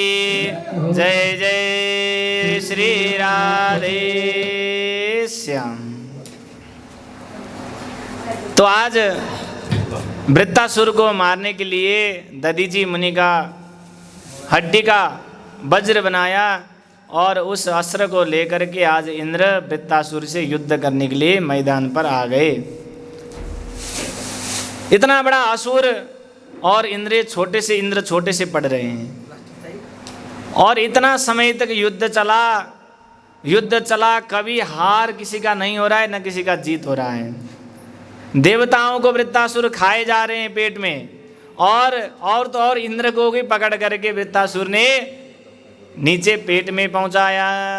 इंद्र आज वृत्तासुर के पेट में पहुंच गए और पेट से भी उस अस्त्र से पेट को फाड़ करके बाहर निकल आए। इंद्र जब बाहर आए उसके बाद उसी वज्र से उस वृत्तासुर का सिर को काटने लगे। उनको सिर काटते काटते 1000 वर्ष लग गया। 1000 वर्ष तक इंद्र जो है वृत्तासुर का सिर काटते ही रह गए। तब जा कर के कुछ अंत्य समय आ गया वृत्तासुर का, और उसी वज्र को देखते हुए वृत्तासुर ने सुंदर प्रार्थना किया। भगवान का प्रार्थना कर रहे हैं, वृत्तासुर भगवान का प्रार्थना कर रहा है। अहम हरे तब पादैकमूलम दासानुदासो भवितास्मि भूया मनस्मरेता सुपतेर्गुणास्ते गृहीतव कर्म करोतु काया। अहम हरे तव पादैकमूलम। भगवान विष्णु का सुंदर स्तुति कर रहा है। वृत्तासुर आज भगवान का स्तुति कर रहा है। अहम हरे तव पादैकमूलम। हे प्रभु, मैं आपके चरणों का धूल हूँ, चरणों का दास हूँ। दासानुदासो भवितास्मि भूया। केवल आपका दास नहीं हूँ, आपके जितने भी भक्त हैं सारे भक्त का दास हूँ। मनस्मरेता सुपतेर्गुणास्ते। मन से हमेशा आपका ही चिंतन करता रहता हूँ। गृहीत वाक् कर्म करोतु काया। कुछ बोलता हूँ तो आपका नाम बोलता हूँ, जो कुछ काम करता हूँ तो आपके ही सेवा में ही काम करता हूँ। व्यक्ति का जन्मना उसी का श्रेष्ठ है जो जन्म लेने के बाद हाथ से भगवान का सेवा करें, दान करें, उन्हीं का हाथ सर्वश्रेष्ठ है। जो आँख दिए भगवान ने, इस आँख से क्या करना चाहिए? भगवान के जो दर्शन करें। फिल्म देखने के लिए 3 घंटा के लिए हम लोग हॉल में जा कर के अपने समय को व्यतीत ना करें, दूसरे के लड़ाई झगड़ा को ना देखें। ये आँख जो है हमेशा भगवान का ही दर्शन करता रहे। इस प्रकार से स्तुति कर रहा है आज वृत्तासुर। जो भगवान ने मुख दिया है तो मुख से क्या करना चाहिए? दूसरे की बात करना चाहिए? नहीं, इस मुंह से हमेशा भगवान का ही नाम उच्चारण होना चाहिए। भगवान ने कान दिया है, क्यों? भगवान के कथा को श्रवण करें, संकीर्तन श्रवण करें, फिल्मी गाने सुन करके दूसरे के बातों को सुन करके जीवन को व्यर्थ न गवावें। इस कान से हमेशा भगवान का ही कथा श्रवण करते रहें। जो भगवान ने पैर दिया है, इस पैर से क्या करें? भगवान के तीर्थ स्थान पर भ्रमण करें। उसी का दिया हुआ यह शरीर सार्थक है जो भगवान के भक्ति में अपने शरीर को लगा सकता है। बोले भक्तवत्सल भगवान की। वृत्तासुर का प्रार्थना इतना गूढ़ और इतना रहस्यमय है अजात पक्षा इव मातरम खगा। भगवान से वृत्तासुर कहता है कि इस प्रकार का भक्ति दे दीजिए हमको, जिस प्रकार से एक चिड़िया होता है ना, चिड़िया अपने घोंसले में बच्चे को छोड़ करके बच्चों के लिए चारा ढूंढने के लिए चली जाती है। और वृत्तासुर कह रहा है कि भगवान हमको ऐसी वरदान दे दीजिए, उस चिड़िया के जो बच्चे हैं उनका ही जैसा मैं रहूं। और वो चिड़िया तो दाना ढूंढ करके ला करके बच्चों को खिला देती है, परंतु आप उस चिड़िया स्वरूप होकर के कभी वापस मत आना।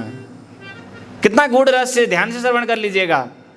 मैं उस चिड़िया के बच्चे जैसे तो हो जाऊं, वो दाने के लिए प्रतीक्षा करता रहूं, आपके भक्ति के लिए प्रतीक्षा करता रहूं, वो चिड़िया तो वापस अपने घोंसले में आ जाती है, परंतु आप हमको दर्शन देने के लिए मत आना, आपके विरह में मैं तड़पना चाहता हूं। कितना गूढ़ रहस्य का स्तुति किया है आज वृत्तासुर ने। स्तन्यम यथा वत्सतरा क्षुधार्ता। भूख प्यास से तड़पी हुई जो बछड़े होती है ना, बछड़े आपने माँ के पास में, गौ माता के पास में जाने के लिए तड़पती हैं, परंतु उसको तड़पते हुए देख करके जो घर में जो गाय को पाल के रखा है उसको छोड़ देता है बछड़ी को, और बछड़े जा करके अपने गौ माता की स्तनपान कर लेती है। उसी बछड़े जैसा हमको बनाना भगवान, मैं आपके भक्ति रूपी उस स्तनपान के लिए तड़पता रहूं, परंतु उस बछड़े को तो घर के मालिक ने छोड़ दिया, परंतु हमको आप मत छोड़ना। उस भगवान के भक्ति रूपी रस को मैं प्राप्त भी ना करूं और भगवान के भक्ति के लिए मैं तड़पता रहूं। केवल तड़प चाह रहे हैं भगवान से वृत्तासुर, और कह रहे हैं प्रियम प्रियेवा विषितम विषण्णा। जो किसी पत्नी के पतिदेव विदेश में गए होते हैं दूसरे देश में, वैसे ही हमको उस पत्नी के जैसा बनाना जो विदेश में गए हुए पति के प्रतीक्षा कर रही हैं। और उस विदेश में गए हुए पतिदेव तो वापस फिर से आ जाते पत्नी से मिलने के लिए, परंतु आप प्रभु कभी वापस मत आना। इस प्रकार का प्रार्थना कर रहे। देखिए, मनोरविंदाक्षत दीक्षे त्वाम। मेरा मन हमेशा आपके दर्शन के लिए तड़पता रहे, मैं तड़पता रहूं, परंतु आप दर्शन देने के लिए मत आना। बोले भक्तवत्सल भगवान की। ऐसे भक्त आज के समय में कोई नहीं मिल सकता है। एक तो पहले नंबर में भक्ति ही नहीं करते हैं, भक्ति करते भी हैं तो प्रभु मेरी बेटे का शादी हो जाए जल्दी से, मेरा एक घर हो जाए, मकान गाड़ी हो जाए, ये सब प्रार्थना भगवान के भक्ति में करते हैं।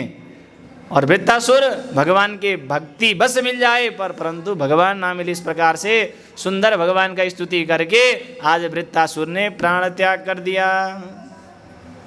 अब इंद्र ने वृत्तासुर को मारा तो फिर से इंद्र को ब्रह्म हत्या लग गई। ब्रह्म हत्या रूपी राक्षसी दौड़ने लगी इंद्र को खाने के लिए,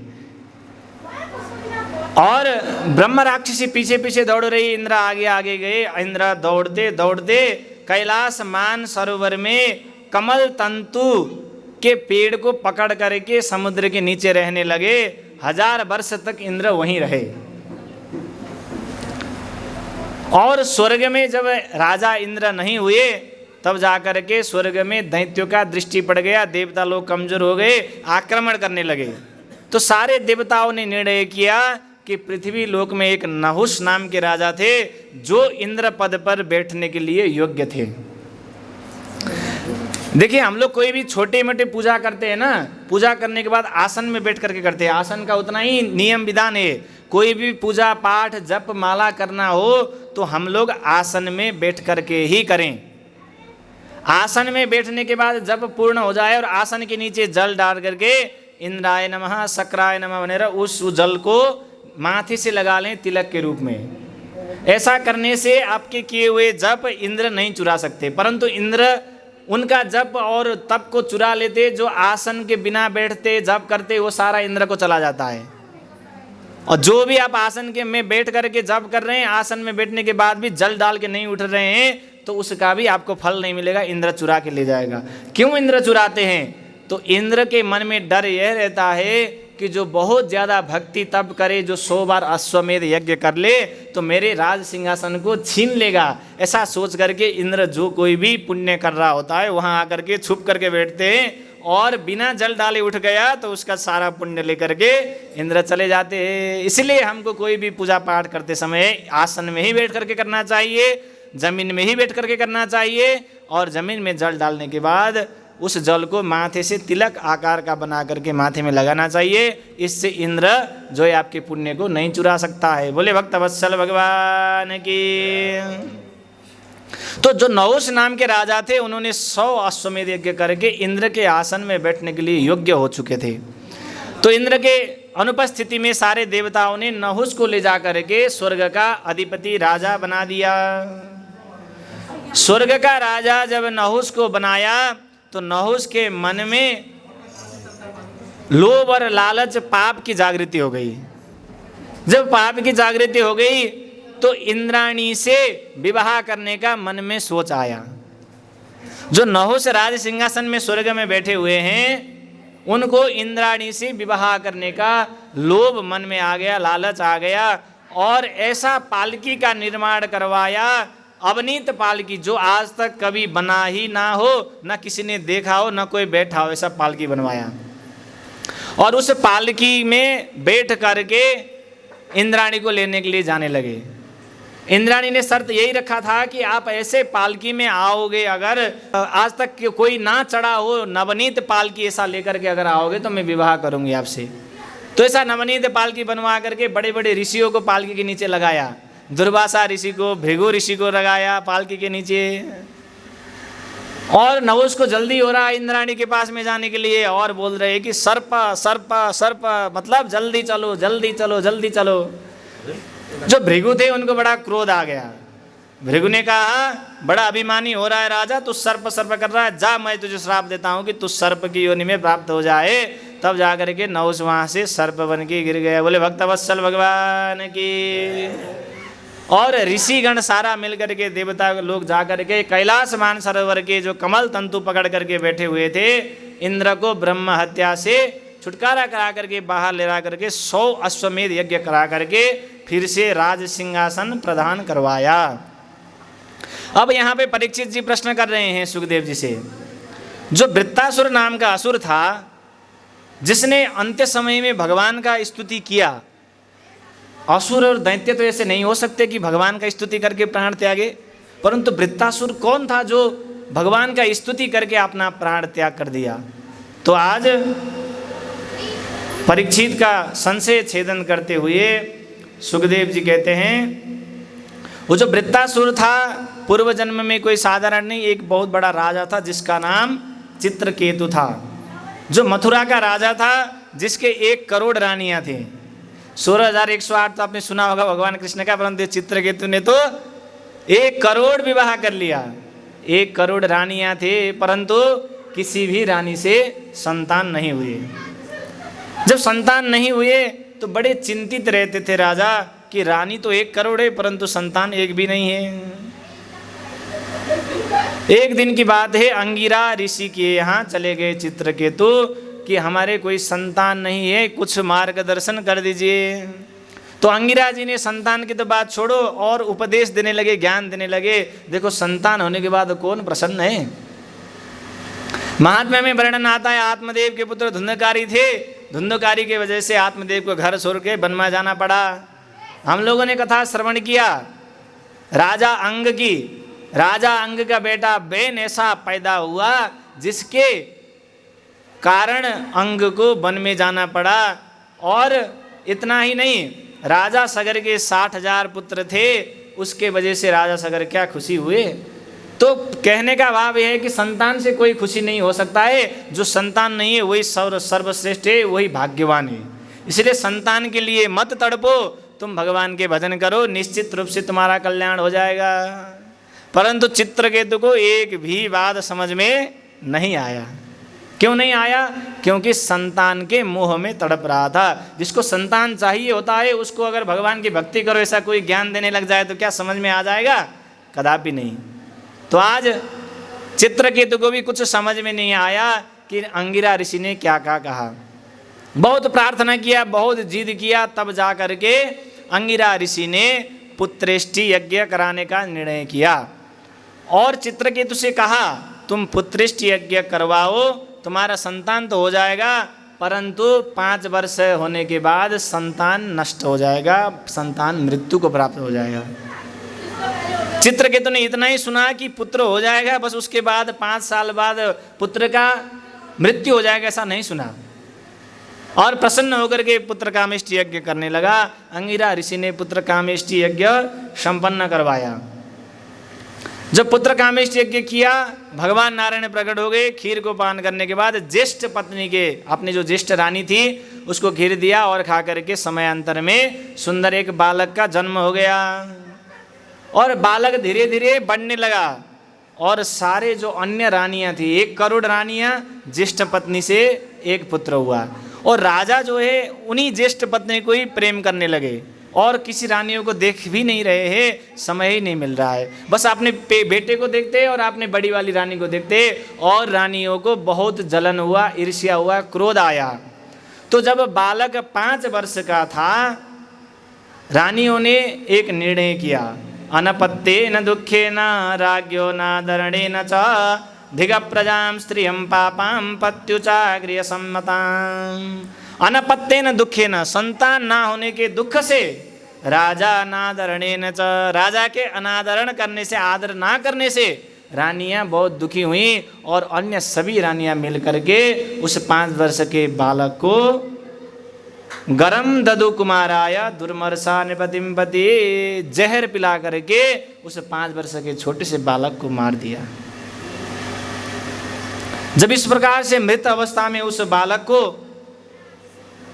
राजा ने देखा, ददर्श बालम सहसा मृतम सुतम, अपने मरे हुए बेटे को देखा, तब जाकर के राजा तड़पने लगे, चिल्लाने लगे, बिलखने लगे। पत्नी भी आ गई, ज्येष्ठ पत्नी, और अपने छाती को पीट पीट करके रोने लगी। आज पूरे राजमहल में राजा और रानी चिल्ला चिल्ला करके रो रहे हैं। किसी को पता नहीं चला कि जहर दे करके मरा है, परंतु उस पुत्र के शोक में इतना तड़पे, इतना तड़पे, इतना तड़पे, बहुत दिनों तक उन्होंने खाना भी नहीं खाया, रोते रहे, रोते रहे। ऐसा देख करके अंगिरा ऋषि नारद को लेकर के फिर से आ गए वहाँ पे जहाँ पे बालक की मृत्यु हो गई थी। अंगिरा ऋषि नारद के साथ में आए और अंगिरा ऋषि को आज चित्रकेतु कहते हैं, अहो विधातस् त्वमतीव बालिशो यस्त्वात्मसृष्ट्या प्रतिरूपमीहसे। अहो विधातस् त्वमतीव बालिशो, कितना मूर्ख है ब्रह्मा। ब्रह्मा जी को कह रहे हैं विधाता को कि आज कितना मूर्ख है, 5 वर्ष के बालक को छीन के ले गए। अंगिरा से रो रहे हैं आज। अंगिरा ऋषि अथवा नारद जी ने बहुत समझाया, बहुत समझाया, परंतु समझ में नहीं आया चित्रकेतु को। चित्रकेतु को बहुत समझाने के बाद भी समझ में नहीं आया। ये जीवन हमारा नहीं है, 5 भौतिक शरीर है, एक दिन त्याग करके जाना ही है। आया है सो जाएगा, राजा रंग फकीर, जो भी आया है इस संसार में वो निश्चित रूप से जाएगा। कोई इस संसार में परमानेंट के लिए नहीं आया है, जगत में कोई न परमानेंट। संसार में जो भी आते हैं उनको जाना ही पड़ता है। बहुत समझाया, परंतु आज चित्रकेतु को समझ में नहीं आया। तो नारद जी ने निर्णय किया, तुम चिंता मत करो, तुम्हारे बालक को मैं जीवित कर देता हूँ अभी, बोल करके उस बालक के मंत्र द्वारा प्राण शक्ति दे दिया और बालक से एक आत्मा जैसा प्रकट हो गया और वह जीव कहने लगा, कस्मिन् जन्ममयि मह्यं पितरो मातरो भवन कर्मभिर्भ्राम्यमाणस्य देवतिर्यंग्रियोनिषु। कस्मिन् जन्ममयि मह्यं पितरो मातरम भवन। आज वह बालक का आत्मा स्वरूप कह रहा है कि आप किस जन्म के मेरे माता पिता हो। मैं तो अपने कर्म गति में भटक रहा हूँ। कभी मैं बालक के रूप में आता हूँ, कभी कोई चींटी बन जाता हूँ, कभी बंदर बन जाता हूँ, कभी कुत्ता बन जाता हूँ, अपने कर्म योनि में भटक रहा हूँ। आप मेरे किस जन्म के माता पिता हो?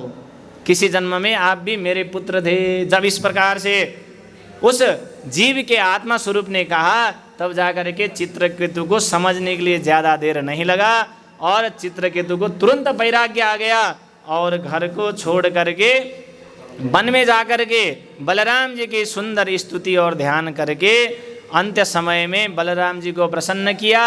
और बलराम जी प्रकट होकर के कह रहे हैं कि इस शरीर को तुम्हारे त्यागने के बाद अगला जन्म तुमको गंधर्व का मिलेगा, और गंधर्व के योनि में भी भगवान की स्तुति इसी प्रकार करते रहना, निश्चित रूप से तुम्हारा कल्याण हो जाएगा बोल करके वहाँ से भगवान अंतर्ध्यान हो गए और चित्रकेतु का शरीर भी छूटा। अगले जन्म में गंधर्व बन करके भगवान का नाम श्रवण करके गायन करके विचरण करने लगा। और गंधर्व आकाश मार्ग से विचरण कर रहा था। वह गंधर्व जाते जाते उसने शंकर जी की सभा में सारे ऋषिगण को बैठे हुए देखा। ऐसा विचित्र सभा देखा, शंकर जी अपने गोद में माता पार्वती को लेकर के बैठे हुए थे। और वो गंधर्व चित्रकेतु नीचे देखता है कि माता पार्वती को गोद में लेकर के शंकर जी बैठे हैं, सामने सनकादि ऋषि विभिन्न प्रकार के बहुत सारे भृगु अंगिरा तमाम ऋषि बैठे हुए हैं, परंतु इन ऋषियों के सभा में शंकर जी माता पार्वती को गोद में लेकर के बैठे हुए। आज चित्रकेतु को संशय हो गया और वो नीचे उतर करके भोले बाबा को तमाम चीज कहने लगा। आप जगत के नियंता पालन करता होकर के भी इस ब्राह्मण और इस संत के समाज में पार्वती माता को गोद में लेकर के बैठे हो, काम वासना से युक्त हो रहे हो। इस प्रकार से जब दुर्वचन कहा भोले बाबा को तो माता पार्वती को क्रोध आ गया। अतः पापी यसिम योनिम आसुरिम या ही दुर्मते। तो इतना भेद बुद्धि प्रकट कर रहा है अपना, असुर जैसा तूने सोच रखा है, इसलिए जा तो असुर के योनि में पैदा हो जाए। इस प्रकार जब माता पार्वती ने कहा तो वही चित्रकेतु अगले जन्म में गंधर्व बना, और गंधर्व में जब पार्वती माता का श्राप मिला तो अगले जन्म में जाकर के वृत्तासुर की योनि में जन्म लिया। तुरंत समझ में आ गया भोले बाबा और माता पार्वती का खेल, और उसने तुरंत शरण में आकर के माता पार्वती से क्षमा याचना किया। तब जाकर के माता पार्वती ने आशीर्वाद दिया कि तूने पूर्व जन्म में जो कर्म किया है, भक्ति किया है, उसका स्मरण सदैव बनी रहे और भगवान का स्तुति करके अंत्य में तेरा उद्धार हो जाए। ऐसा आशीर्वाद जब पार्वती माता ने दिया तो अगले जन्म में वृत्तासुर बन करके अंतिम समय में भगवान का स्तुति करके वह मोक्ष गति को प्राप्त हो गया। पूर्व जन्म में वो चित्रकेतु राजा था। बोले भक्तवत्सल भगवान की। इस प्रकार से वृत्तासुर का पूर्व जन्म की कथा आज राजा परीक्षित को सुखदेव जी ने श्रवण कराया। बोले भक्तवत्सल भगवान की। श्रीमद् भागवत महापुराण की। आइए एक भक्ति संगीत श्रवण करते, जिसको झूमना है, ताली बजाना है, भगवान के भजन में नाचना है, नाच सकते हैं। फिर उसके बाद आगे के प्रसंग को श्रवण करेंगे। बोले भागवत भगवान की।